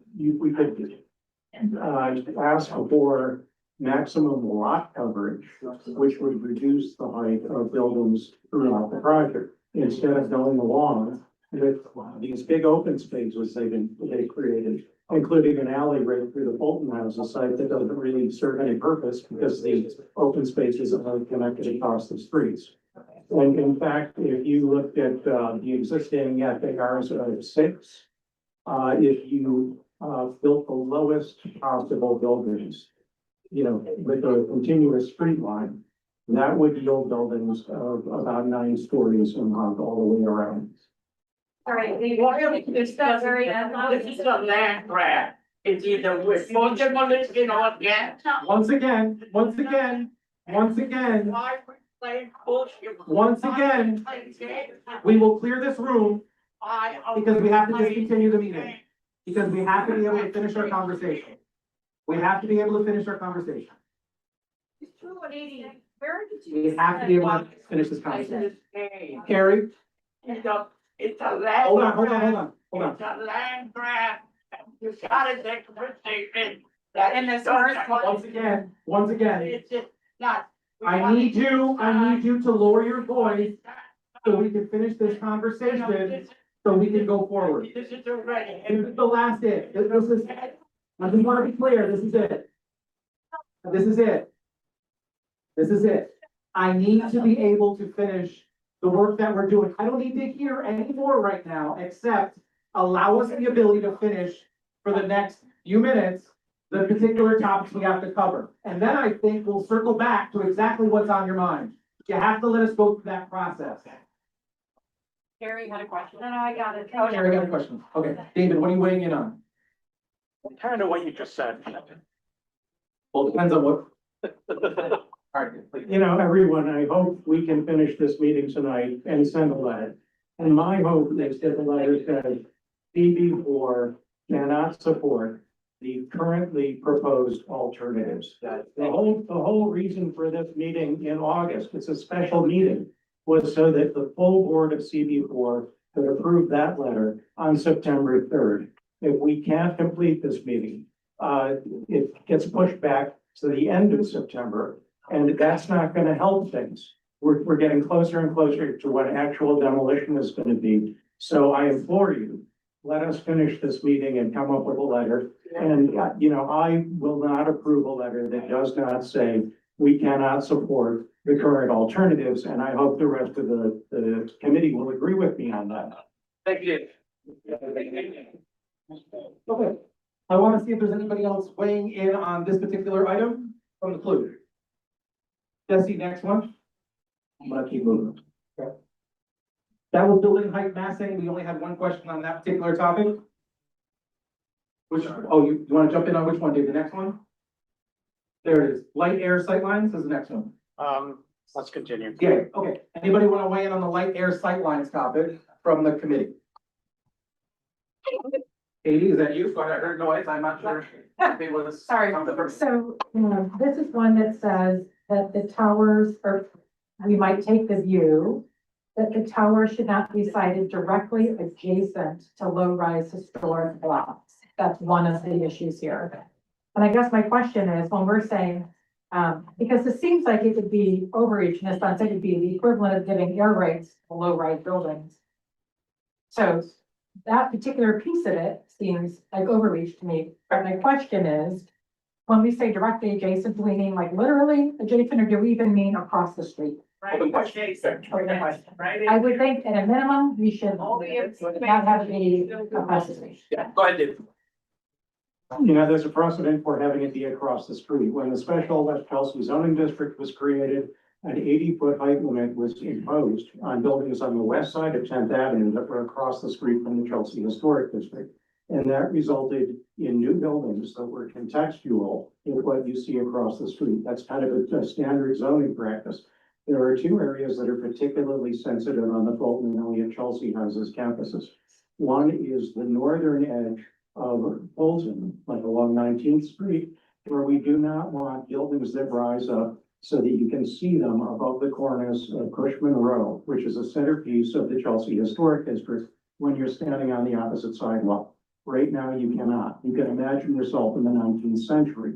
We would want buildings to step up in height as they go to the south and as they go to the west, where zoning was earlier increased to allow for taller buildings near the High Line, like the Caledonia and the tall ones that you see along the High Line. Also across 9th Avenue from Fulton houses are low-rise Greek Revival buildings. We wouldn't want tall buildings across from them. At Elliot Chelsea, it's the southwest corner is particularly sensitive. It's immediately north of a half block of historic buildings, including some landmark row houses that were downzoned from 6 to 3 to protect them. And it's immediately across from the Avenue School building, which is part of the West Chelsea Historic District.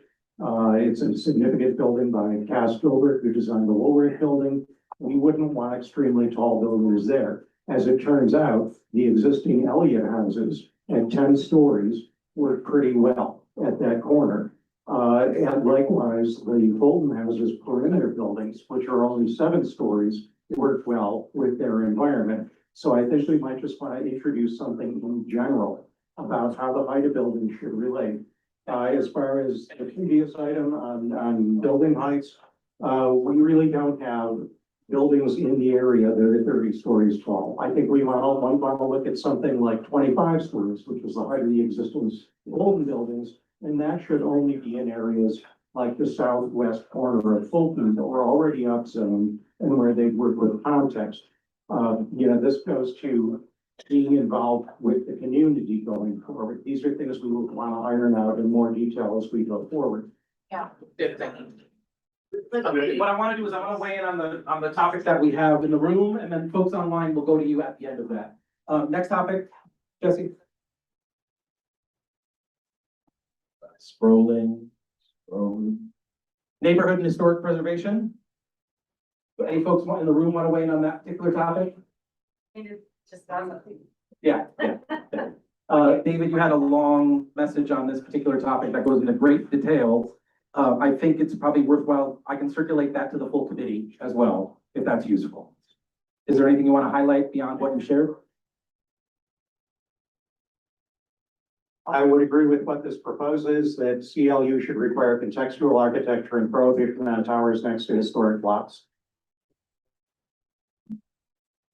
Thank you. Anything else on neighborhood and historic preservation? Going once, going twice. So next one. What we got next? Zoning density control. Any reactions, any thoughts? Again, you've seen this before, so we'll let you weigh on.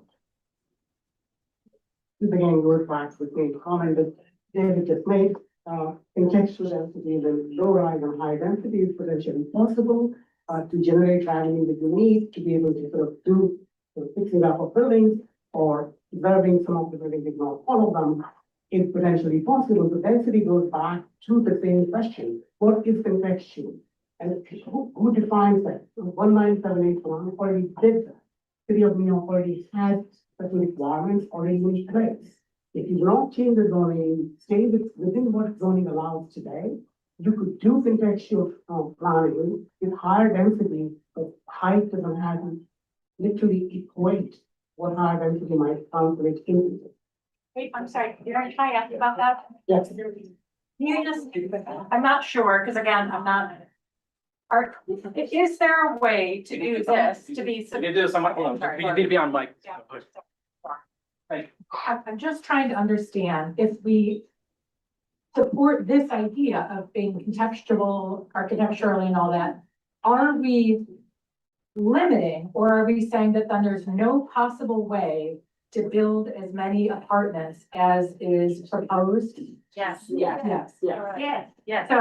So by supporting this suggestion, we're saying we don't want any of the new affordable apartments that they're suggesting, is that it? No, I'm just trying to no. understand what.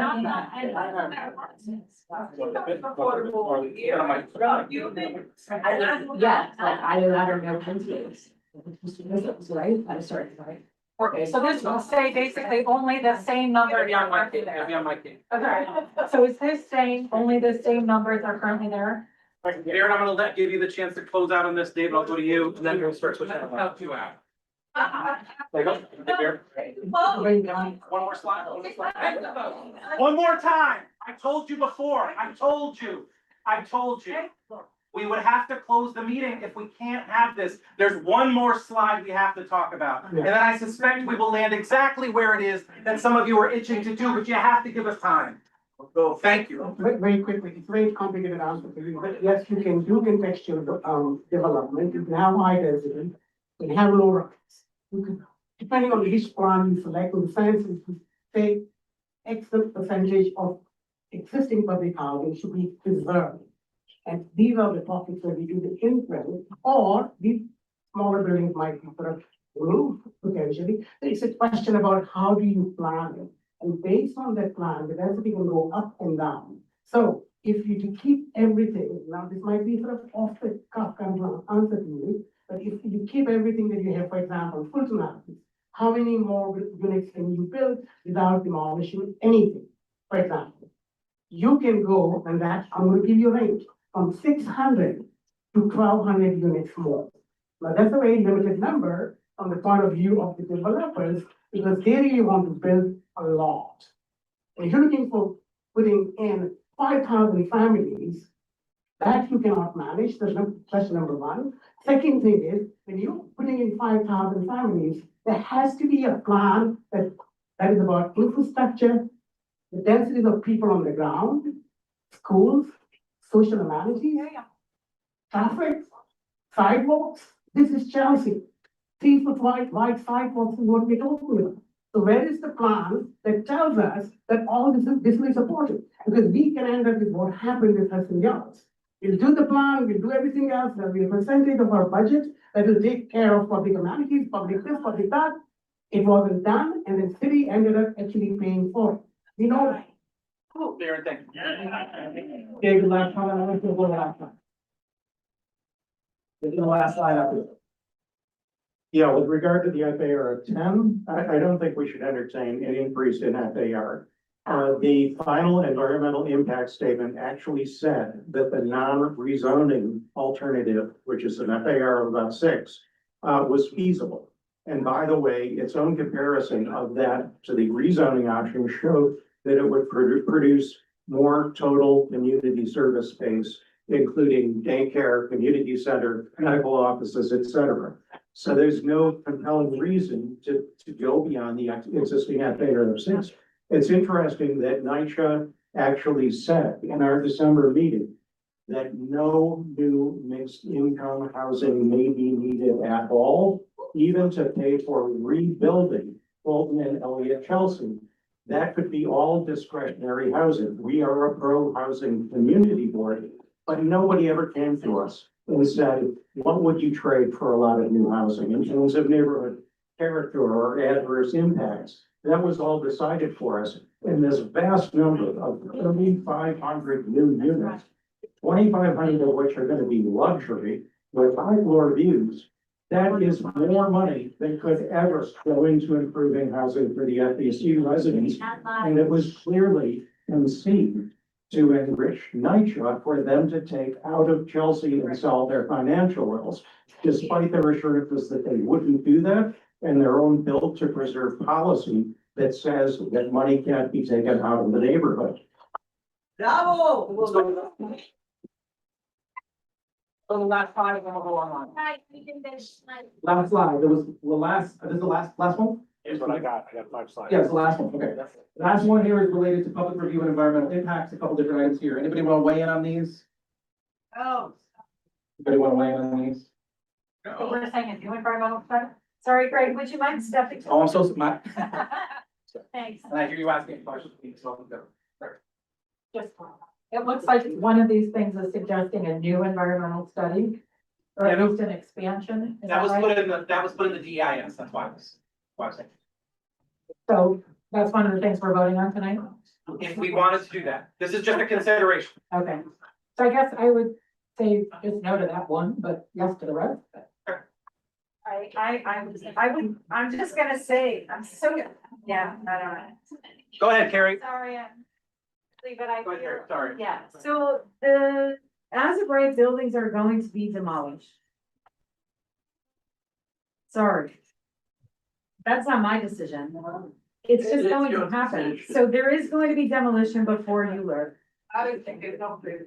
It doesn't matter. Carrie, just finish your thought. It's not about us. We're an advisory board. We don't, you know. So I guess I just want to set everyone's expectations that our elected officials have spoken and we, as much as we disagree with them, that is what the plan is. The dagger now. Wait, stop. Hold on. This is our time to have a conversation. Okay, I'm happy to close this at this point. I'm happy to close if you will not let us finish our last slide. Let them That's There are all we wanted to do. as of right buildings that are, you all know, people are already getting notices. So, I mean. Can I'm you not sure I outline people understand the speak? slide. I'm not sure I understand. Like, I don't know. We're either. Okay. Thank you. So I'm just gonna. Online? Purposefully try to create an opportunity to talk, and that's what we're seeking to do. Thank you, Carrie, for your message. And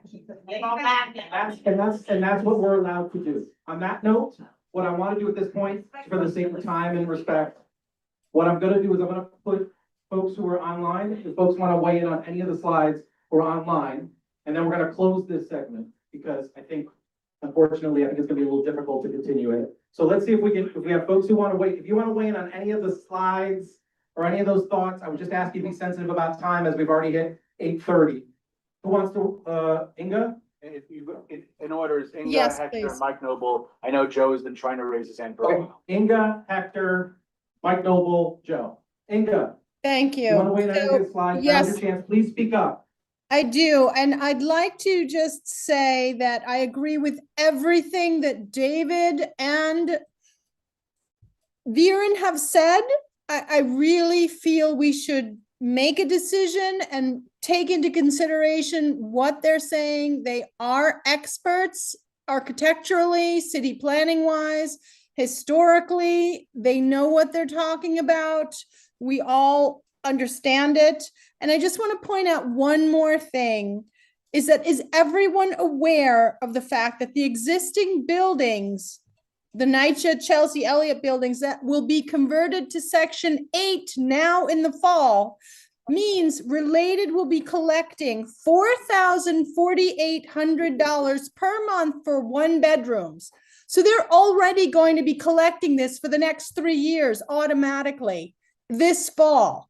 They're getting market rate for doing nothing because they've converted Section 9 to Section 8. So they're already collecting money. They should be repairing people's apartments. They should be working with the community. I'm not even gonna go on. Inga, thank you very much. Hector?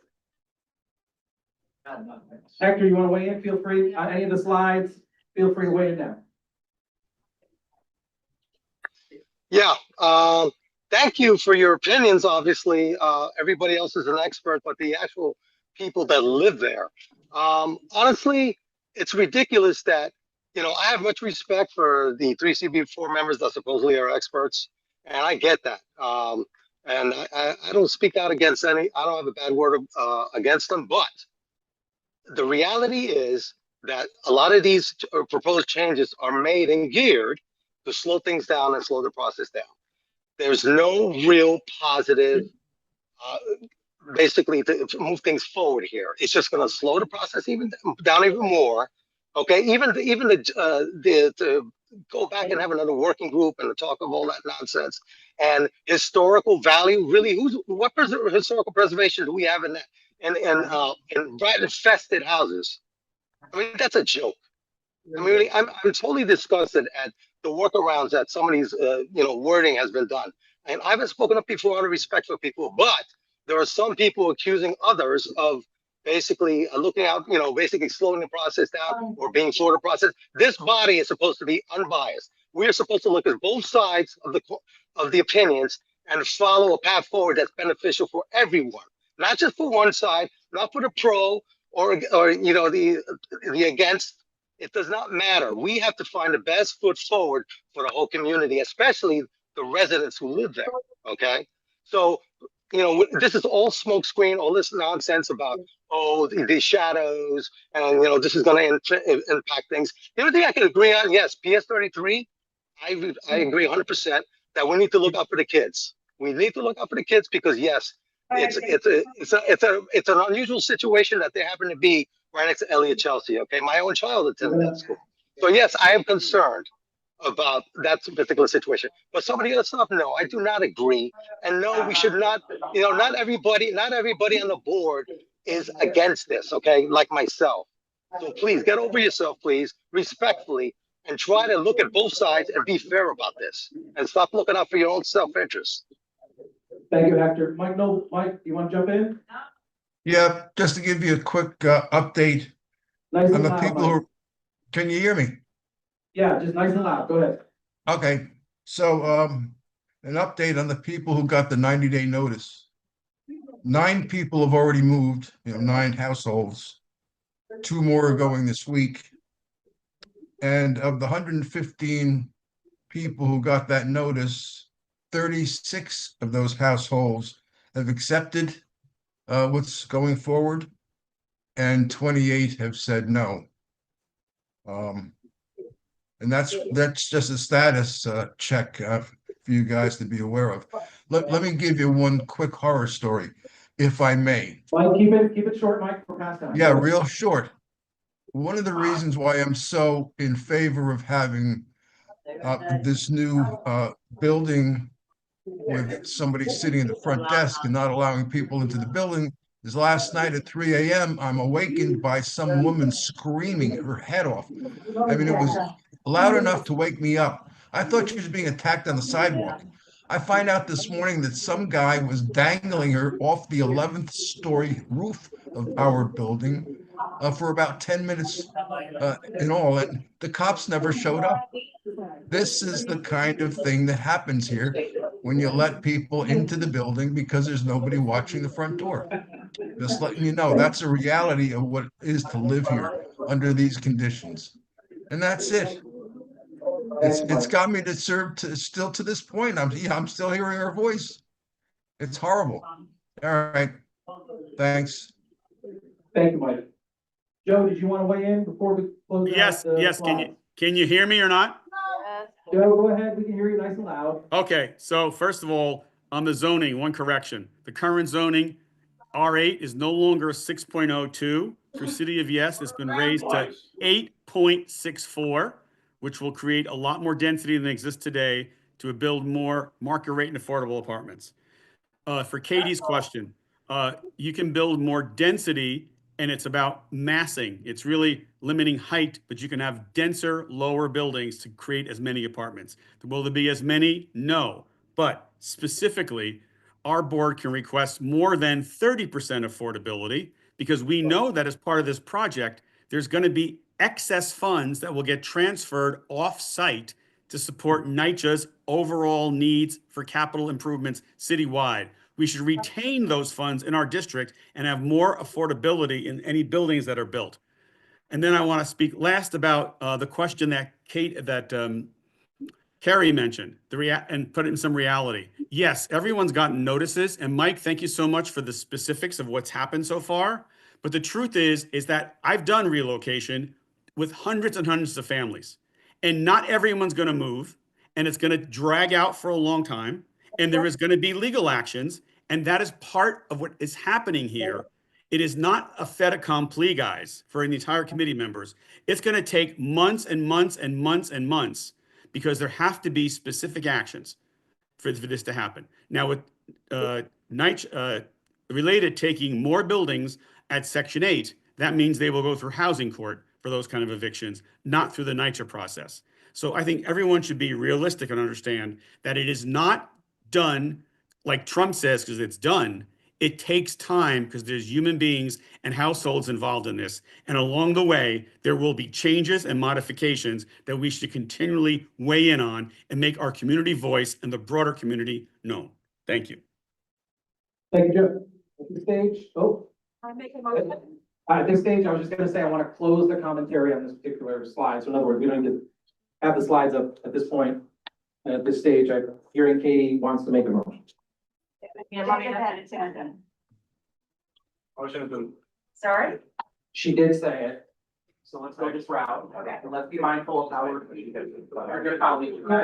So I'm wondering if we can, I'd like to make the following motion. Move to approve a letter or a position from our committee this evening that says, that starts out by saying, we at MCB4 oppose any of the current FEC options unless the developers produce in advance of any temporary or permanent relocation the following. And then we include the points that we've discussed this evening. We include those, and I guess the HHA. All incorporated. And I guess the only, so that's my motion. I would just take out requesting an extra environmental study. Discussion.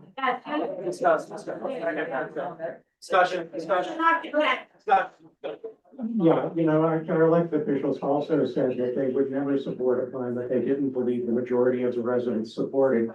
I don't know that the majority of the residents support this. I can't support a plan, and I mean it, unlike them, that the majority of the residents don't support. Right. So, I know what you're saying.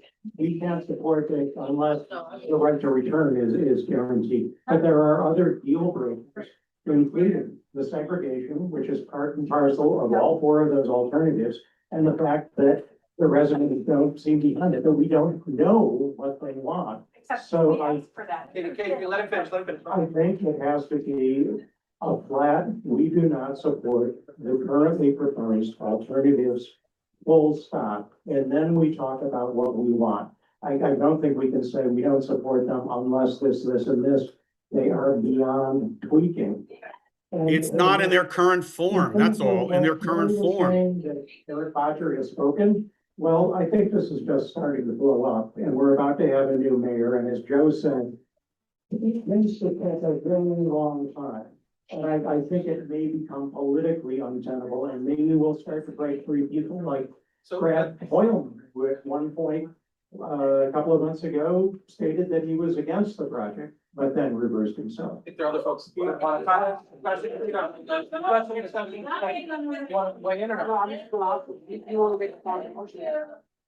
I think we're in discussion section. Anybody else want to weigh in on this? Do I have anybody who stands up? Yeah, anybody else on the discussion side? I agree with David. We'll repeat the motion again. So we're gonna have to repeat the motion. You just heard that segment. Repeat the motion. So the motion is, to approve a letter that incorporates, the HHHS points, and as well as the ones we've discussed this evening, the 4 sections. And that it would start with the language, we at MCB4 oppose any of the current FEC options unless the developers produce in advance of any temporary or permanent relocation of the following. Oh, except, sorry, and then the last, and then except the piece about the extended environmental thing. I see other folks wanting to weigh in now after we repeated the motion. So what am I allowed to do? The next step would be if there's a second. I second it. So we have a second. No, Can we make an amendment to the motion? No discussion, I heard no one said you want to have a comment and you didn't say anything, so now I repeated the motion. and we have a second. Amendment to the motion. So It's too late for I that. have a question at this point. Time out. Amendment to the I'm just trying to motion. follow protocol. I understand at this point. No, I have a second. Jesse, what am I allowed to do at this point? You can have. you can make an amendment to the motion. That's all I was asking For a for. repetition of the motion because I. Hold on, you need to be on mic. You gotta be on mic. I asked for a repetition of the motion mainly because I wanted to hear the first part, which is the condition that you're putting in about, right to return. Can we modify your motion to be say that we cannot support any of the current alternatives because the procedures, they are flawed, and these are the requirements that we would like. We can.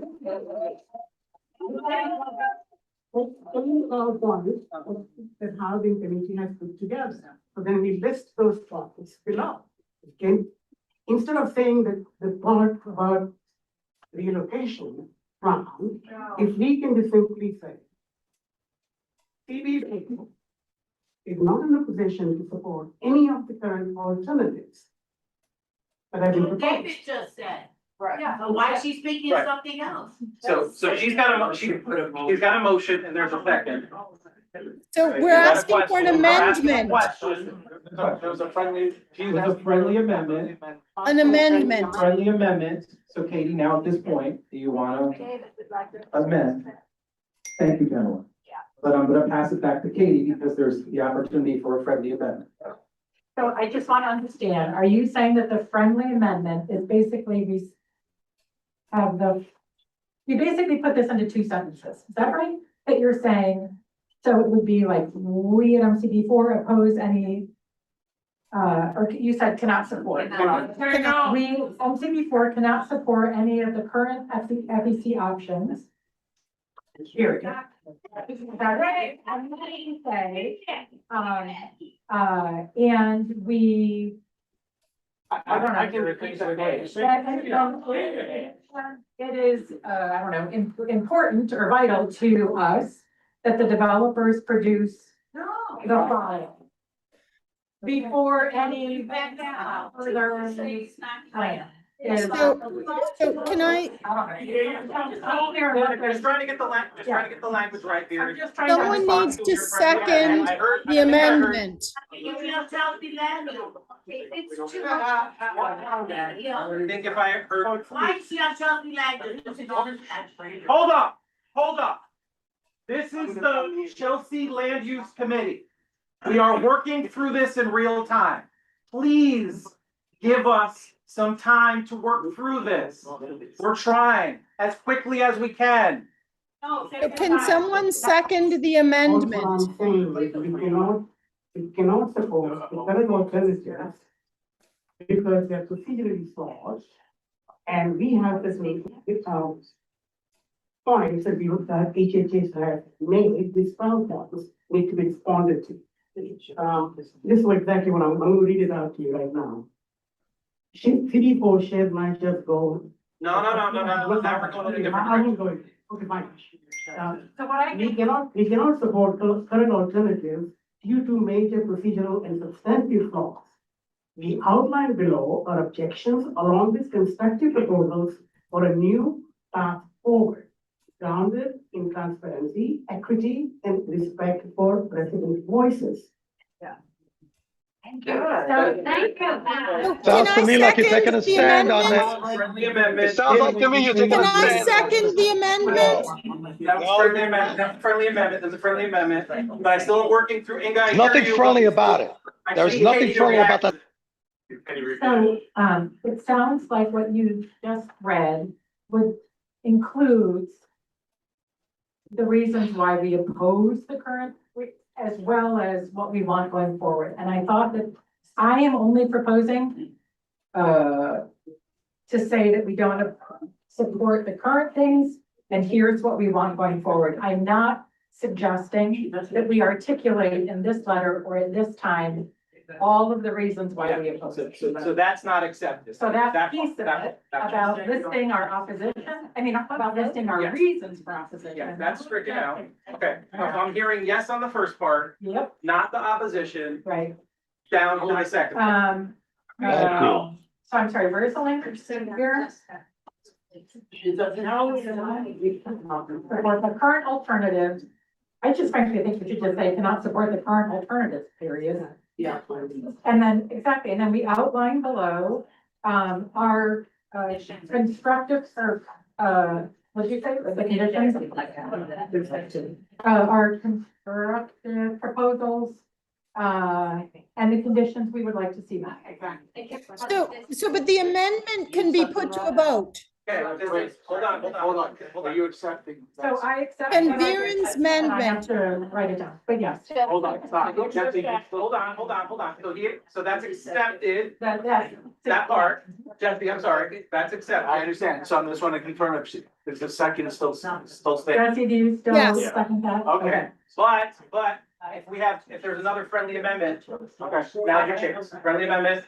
Okay, so my friendly amendment is that we should limit this to just the land use points that we've got, because land use commission, so yeah, we exclude, because I don't think that we should weigh in until the whole board. Yeah, fair enough. Yeah, Okay, And I just want to review what we actually reached consensus on, because in my memory, it is nothing. I think that's right. I think there was an agreement at this point. So I think there's one. The amendment should be put to a vote. Viren's amendment should be put to a We're not vote. there yet. We're clarifying the friendly amendment, Carrie. I'm just clear, I just need to hear again. Yeah, we're gonna get What's there. happening down there? We're gonna get there. I'm sorry. We're gonna get there. We're saying that we should just include points and not necessarily adopt the whole. Yes, APJ. yes. Oh. Yes, that's is that correct? That's what. That's my friendly amendment. we should That I wait can until- stand behind. Thank you. Triple H. Yes. Hold on. Look, she's asking for a friendly amendment. Katie, you can respond to that. Here, you can relax. We got you covered. I'm sorry about your device. When I first made my proposal, I said we at MCB4. I thought you were just suggesting that instead of saying we at MCB4, that you're saying we include. Right, just limit this to just the blue. Like we're only weighing. Yeah, we're only, but we can still include the HHHS points that we believe. I'm saying no. You're saying no. Yes, so you're to accept or not accept. So then I think I don't accept that suggestion, but I do accept that we just it to be included. Okay, that's fine. All right. Friendly amendment on that, okay. Carrie. I do have some, I mean, if we're going to adopt the whole, oh, sorry, okay. So here. If we're gonna adopt the whole HHS letter with our motion, I do have some, like, I have a concern about some of the things in here, like, accepting the possibility of developing separate plans for each NYCHA campus. Yeah, I do not think that that's a good idea. So I guess there's some details in here that I just, like, I'm a little concerned that we might Okay, need so. a little more time to nuance them, so I want to vote, right? Think about that. Can I rethink my acceptance or denial? All right, here we go, Katie. I think we're clear on point one. I think we're clear on, then we go. Okay, so actually, Ellen, I changed my mind.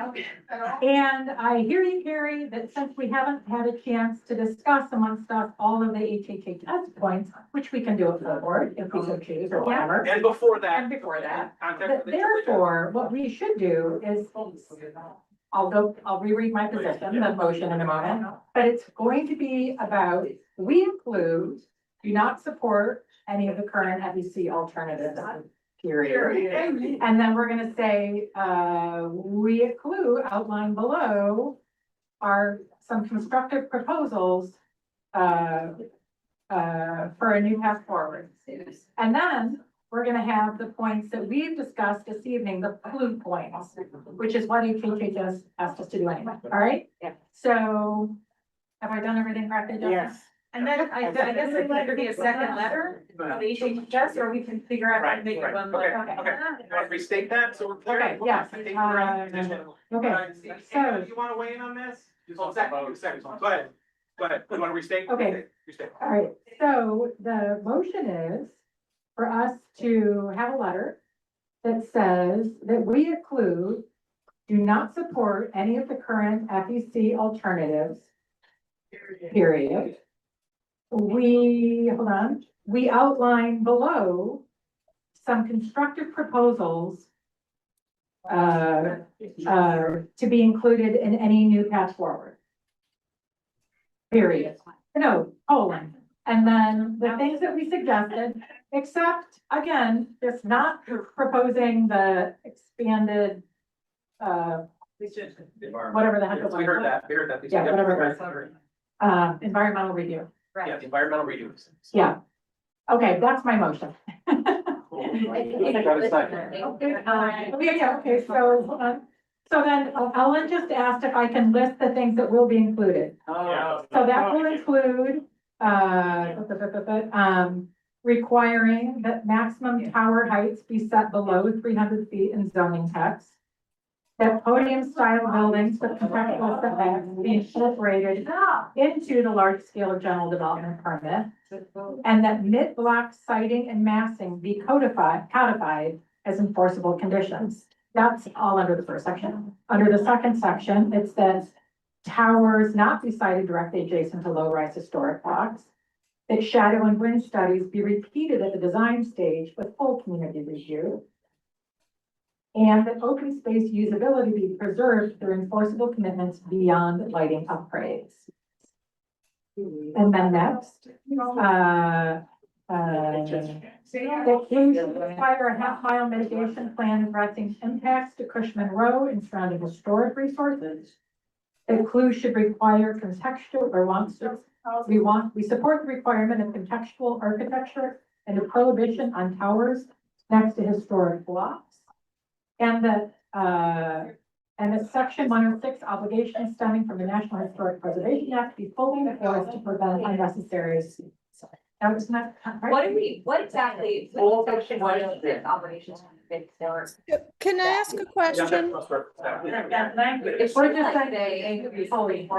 Can I ask a question? And then, hold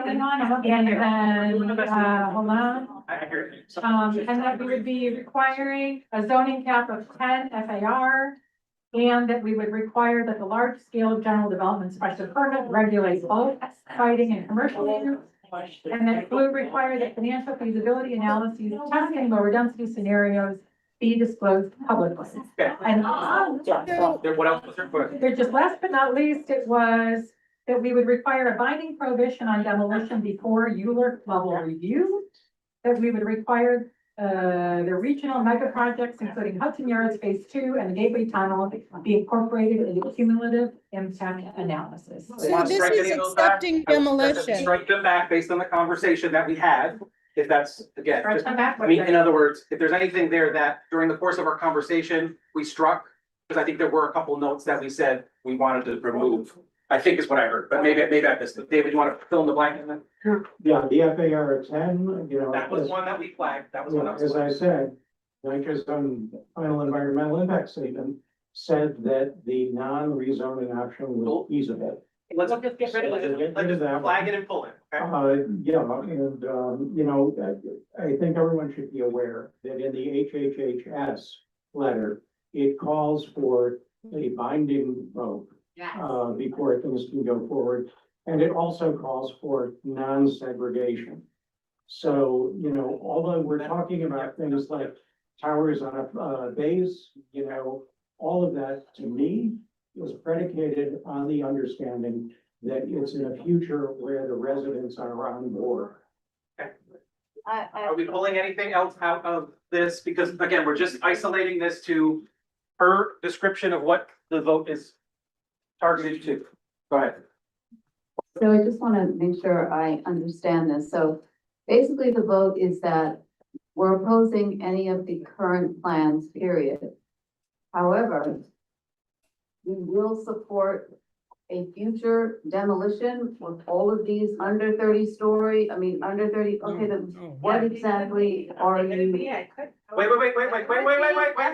Let's just restate, let's just restate. Yeah, that sounds like what you're saying, is that we could. If these conditions are met in the future, that we could support a future demolition as long as these conditions. That's what the motion, I'm asking, is that what the motion is saying? So let's restate the motion. Can I ask a Restate the question? motion, so that it's clear. You needs to turn on the camera. Let's restate this. Okay. All right. So what I said, so the second part of it, which I think is what you're asking about, Josephine. Yes. So first we say we do not support any of the current FEC alternatives. And then we say hold on, where did it go? We outlined below some constructive proposals that can be used in any path forward. Well, there has to be some path forward because the conditions that exist today cannot continue to go on, right? At least if it's rehab, that's something. We're not saying we're against, we're not against rehab. We're not saying that. So we're trying to come against what we can do without getting into too much detail. So that's what you're trying to say. Right, we're just saying, we don't support the current proposal. Right. And here are some things we think we ought to do. But it sounds like you're supporting demolition. That answers. Yes. I see Shanice, I see your hand up, and I want to make sure that we conclude your. It sounds like you're supporting demolition in this motion. It was just kind of going off of Josephine's point, it reads very confusing. That if we're saying we do not support unless these things, it kind of reads as if they do these things and do demolition, that we now support it. So I think we need to be very clear, and we don't support unless, because then it leaves the door open for, so that we do support demolition if these things are met. Is that what we're saying? I think that there's not really, it's not clear. It should not say unless we don't support demolition. Let's, Katie, would you accept a motion, or would you accept a friendly amendment, I should say? That simply, that literally takes this down to a letter that is 2 sentences? Yeah, that's right. Because that seems to be what the agreement is. That's it. I don't see clarity on the clue piece yet. I don't see clarity on the HHS piece yet, but I think I see general clarity on the initial piece, which was your first 2 sentences. We don't support the proposals. I think that's what I don't see agreement anywhere else at this point, but I do see agreement on that. So again, I recognize that you may not want that. You don't have to accept that, in which case we will go to vote. And we'll see where it goes from there, but we still haven't clarified what your points are that we're pulling out, except one in the clue related items. So if that's where you want to be, that's where we are. Somebody needs to make a secondary motion for that. What I just said? Yeah. Yeah, I don't think there's time. Jesse is. Jesse, I'm gonna let you wait on this one. I feel like I think, sorry, I do feel like we just come full circle, sorry, but I thought we had. I'm just back to my city of yes point, and I really do think we get left out of the conversation without constructive proposals. And that's just what we do as a community, that's what we've always done, we've said, and we regularly do language of deny unless, with the many things that we want to see in this plan. This plan is not great, we have so many comments, we've been talking about it, we have so many comments, let's say them, but any vote that is just, we're against it, period, that is just a vote for the status quo, and that's just not acceptable. Greg, can you recognize me? Let's actually just go, Katie, how do you actually have the motion still, I believe, so where do you stand on this, because I think we should try to get to a vote, and then I think it's all The amendment seconded. Yeah, that's it, we need to go to a vote now, yeah. I do want my motion to include all of the blue points that we've discussed this evening, but for the ones that we pulled out. And yeah, I do feel like I want it to be more than 2 sentences. And just to be clear, this isn't no unless, we literally say, we do not support any of the current FEC alternatives, period. And then we say, we outline below some constructive proposals for any new path forward. So we're saying there has to be some new path. Specific clue only. Yeah, and again, yeah, we include, and this is just about like, something's gotta happen, and we want these things to be taken into consideration. Okay. So that's the motion.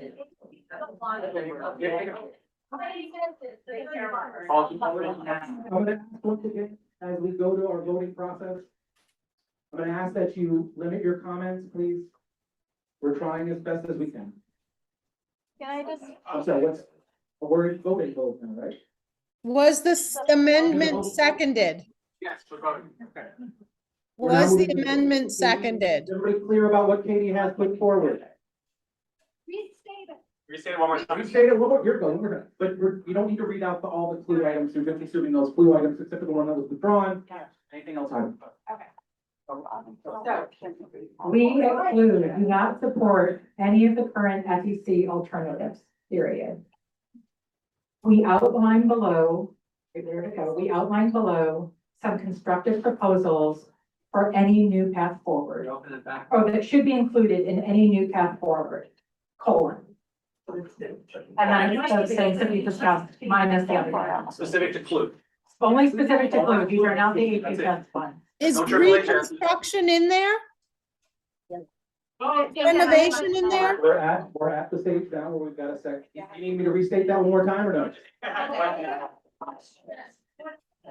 Too late. Is renovation one of the construction proposals? Sorry, I didn't hear you, it's a little hard to hear. Is renovation one of the proposals? It's in the HHS document. But It's it gonna be needs to- combined. yeah, It's gonna be No, they're not combined. combining them. They said they're not combining. It's going to be combined for full board. It's not gonna be separate. There's not two separate letters here. We're putting Are we everything clear together. on that? I'm sorry, we're voting now, Joe. Joe. I'm trying to just clarify. We have a I've asked motion people on to the text it. table. We have a motion on the table. It has been debated a number of times. We're now moving to a vote. Was the amendment seconded? Yes.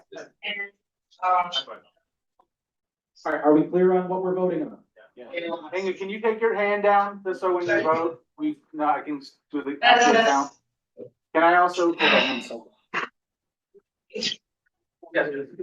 Any crew member that is online, that is not in the room and is looking to vote, needs to have filled out the vote, participation form in advance. This is an extremely important vote, and I want this to count. So if you're planning to vote right now, I know some of you might not be because you're just absent, or excused. But if you are, you need to have filled out that form. Okay.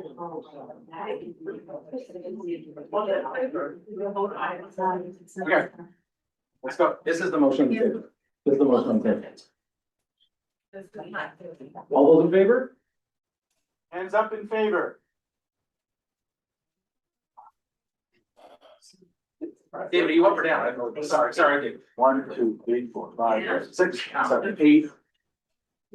Inga, your hand is not up. I'm not allowed to vote. Okay, they got it. Thank you. I'm paying over here with Joe. Opposed?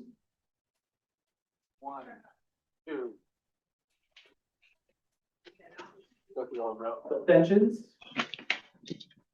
P&Es? Jesse, I'm Right here. opposed. Yeah, I got it. Mike and Hector, P and E. Jesse, I'm opposed.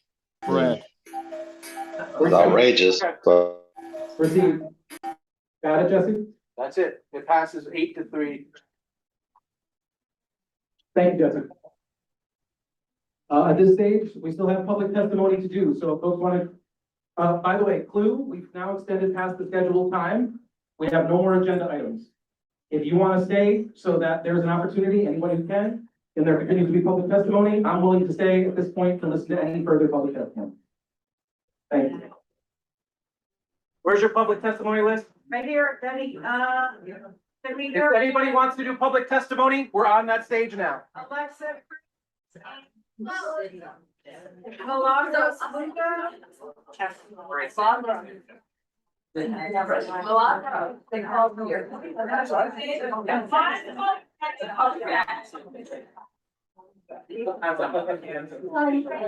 Alexa. James, go ahead. Alexa Cruz, you ready? Hold on. Let's get folks who are leaving, feel free to leave. Alexa, you're up. We got the clock, you okay? Alexa, when you leave. Hi, hi, everyone. And all you know that I'm in the Eula lawsuit and, related has joined NYCHA against us on the lawsuit. And, I would say section 9, no demolition, because we need a home. And we don't wanna go homeless in the future, that we're gonna have to pay market rate rent. Thank you. Okay, thank you very much. Milagros Lugo, Milagros? and then Renee. Hey, sure. But I need you to turn on mic if you're gonna do it. It's gotta be on mic. I just want, I'm a Chelsea resident. I've been here my whole life. I work in construction, 20 years. I know the degradation of privatization. They're not for us. They're not for the people. It's simply gentrification. And I think we need, people on the board to be more involved in the community. And till this day, from this proposal, no one has knocked on my mother's door. She's 81 years old. So they're doing things under our nose and they want to keep us quiet. And we're not going to be quiet. Chelsea is not for sale. Our homes are not for sale. And we're here and we're not going anywhere. Thank you. Selena. Okay, 2 minutes. This is gonna be 2 minutes. She's gonna speak on behalf of herself and her mom. Ready? Ready? Bianca from the Elliot houses, you should be concerned. Parents going into this blindly and having their faith in Jamar. Do you know that after a rat conversion, eviction rate increases? Do you think you're safe? Do you know we got bait and switched again? At the very last minute, they are now telling us that a third-party company will be managing us. That's scary. Once we are privatized, we are no longer protected by the federal government. Well, for those of you who thought that Essence was going to manage you, for over 3 years, you will be managed by a third party. You will no longer be under the NYCHA umbrella, but neither will you be under Essence. Any eviction or mismanagement, Essence will not be held accountable. They will wipe their hands clean of any errors, evictions, etc. Tenants on the board and the board shall understand that many of these private companies do not have any experience administering NYCHA paperwork, including recertification. Mistakes have been made in the past with other conversions where information gets mismanaged, lost, and tenants get accused of not paying rent. After a Section 18 demolition application is approved, all rights are severed. In a typical RAP conversion, NYCHA is supposed to abide by the PAC agreement, but there exists no such agreement where a demolition is involved. Nowhere on paper has NYCHA agreed to resident rights and protections after a demolition. Even with a PAC agreement alone, companies still find ways to evict residents. Under a demolition, it's riskier. Under what contracts will these new buildings be built? We assume NYCHA, but on paper, what will it say? At this point, we should know better than to have any relations with related companies. They are no good. No one can say they have not been warned. And HUD, shame on you if you have not been paying attention. Thank you.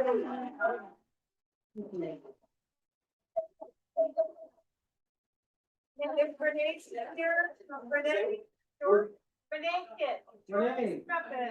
Renee. She's gone. Renee. Who's next? After Renee? Doris, President. Renee, then Doris, Chloe Jacobs. and Chloe. Hey, Renee. Well, these is very simple. Continuing staying, but with conditions, means we are the sacrifice. We cannot continue to do with conditions, they do this, we'll do that. There is nothing that they haven't done that isn't a lie. Right now, they're trying to get people from Chelsea Addition to go into 420, to go into 288. Those buildings, they are going to try to convert. You are telling people to leave, to relocate under Section 9, and then trying to put them in a PAC building. So with conditions is a meaningless thing. The answer should have been no. I understand, you think you're gonna get 50%, 16 years from now, that 50% could be $100,000. Right now, we cannot continue urban renewal, we cannot continue commodification of housing, we cannot continue racial capitalism. But stop staying with conditions. That means, because you all know they're lying. Years ago, they told you they're gonna rebuild a building they demolished. They have not done it to this day. Do not expect to get anything. We will be the ultimate sacrifice. We are the first line of defense of Chelsea and basically of this city. We go down, so does everyone else. It's coming for everybody. Harry, who's that? Doris, And then Chloe, Doris, then Chloe. Doris, then I Chloe. saw Chloe. Hi, I'm a third generation resident of Penn South from Chelsea. And I would just like to say that it's so blatantly obvious that all this project is to rid Chelsea of poor people. That's it. That's all this has ever been. They want to create a Chelsea that is Hudson Yards and Hudson Yards only. They don't care about anyone in this room. They don't give a flying fuck about poor people. They don't give a flying fuck about any of us. We are dealing with billionaires. They don't care. They have never cared. They would kill us all in this room if they could make an extra buck. So let's act like we're dealing with billionaires instead of compassionate people. These are not compassionate people. These are not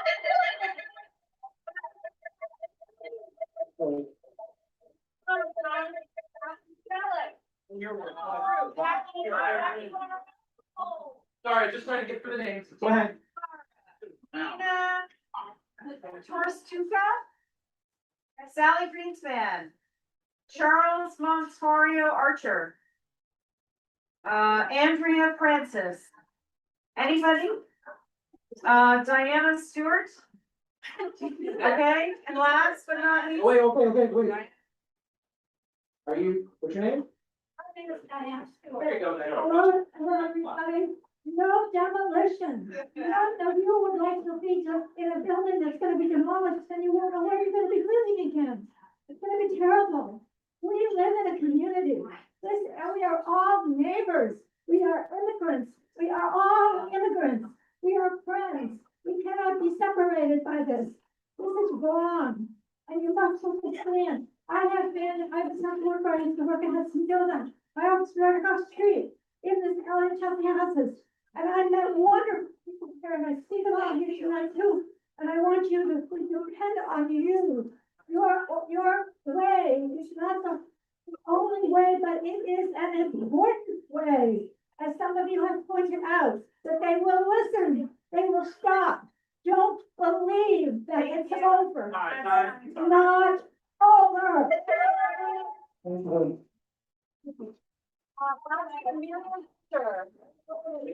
Marion. Yeah, she left. Marion left. Okay, who else?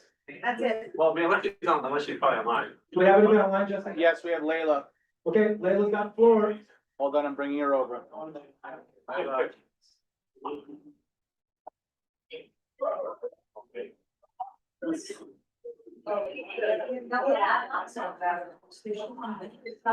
ahead, Layla. Go ahead, Layla. Hi, good evening. I'm just going to be brief.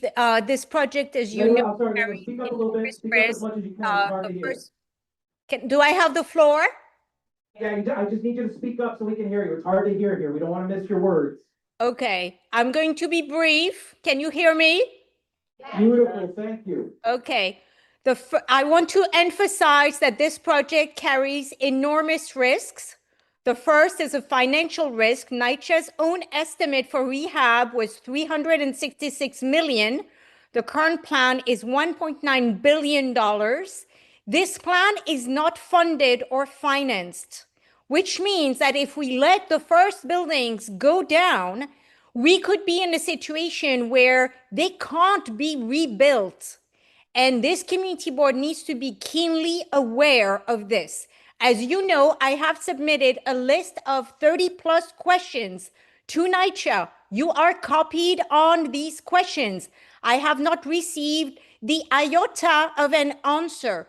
These questions are very serious because they are incredibly consequential.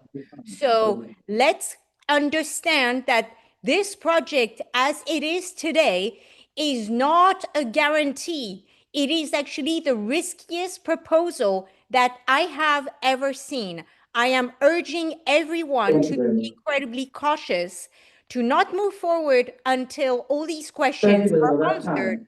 No demolition. Thank you. Thank you, Larry. That's fine. Thank you very much. That's the last, no more public testimony. That's it. We've handled all the public testimony. Okay. Last time.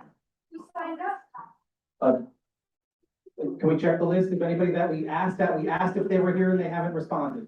We could try that. I don't want to lose the chance. Only if you're on the list, only if you signed up, no new name. What's that? What are the names of the people? Did you sign the list? You did sign the list. Okay, let's go on. Greg, let's just go. Let's go. One minute. Hi, good evening. Name, please.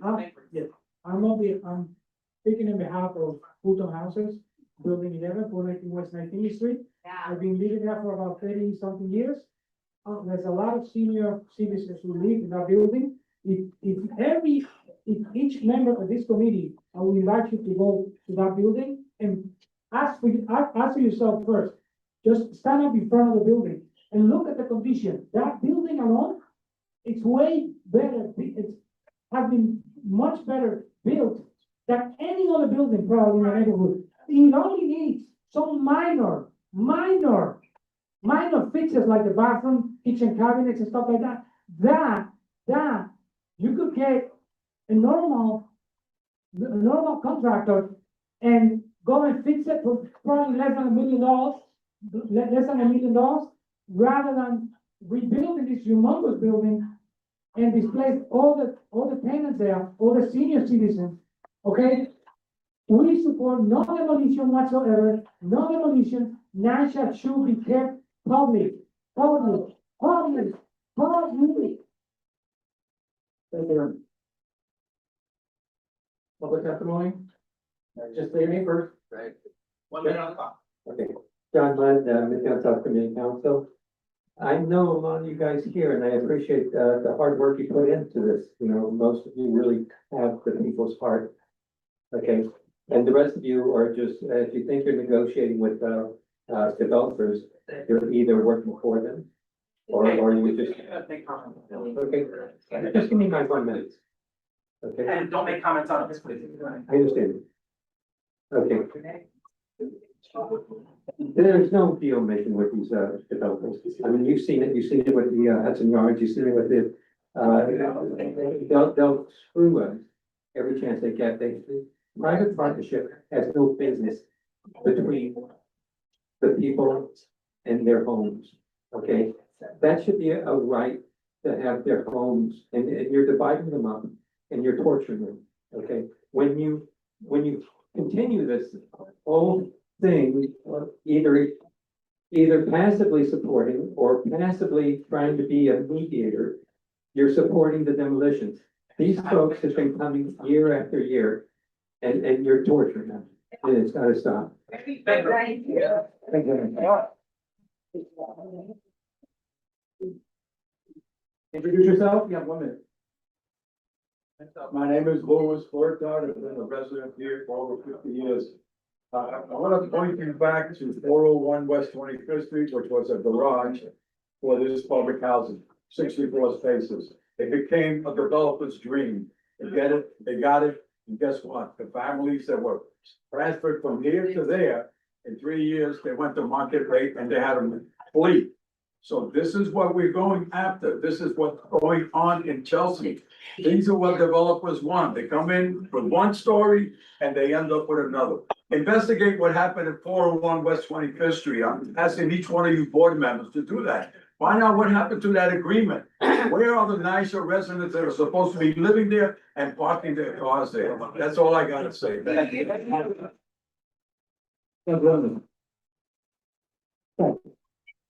Anybody else on this side? Look, this is the last one. This is you. Okay, last public testimony. This is the last one for the night. Please come up and introduce yourself. The gentleman right over there has got the timer. Hi, I'm Luana Green. I'm a Chelsea resident. I've been a Chelsea resident for more than half my life. So I just want to thank you all for taking the time out of your time to do this, and really, it's very important. So on behalf of the Fulton and Elliot Chelsea residents, you can't compromise, you can't tolerate, you can't excuse the misrepresentation and the misinformation of the developers and the politicians who have shown that they have no moral compass when it comes to these residents and this situation. You must choose what side of history and what side of heaven you will be recording on. Will you contribute to the demise of the community, our community, or will you be brave and bold and vote for the truth, transparency, justice, and fairness for the residents of Chelsea and Elliot and Fulton houses? I can speak for the testimony, our agenda is, I believe, completely stated. Before there is a motion to end tonight's meeting, we can do that. We have that motion. Do we have a second? Thank you very much. Blue members, I owe you 15 minutes of your lifespan.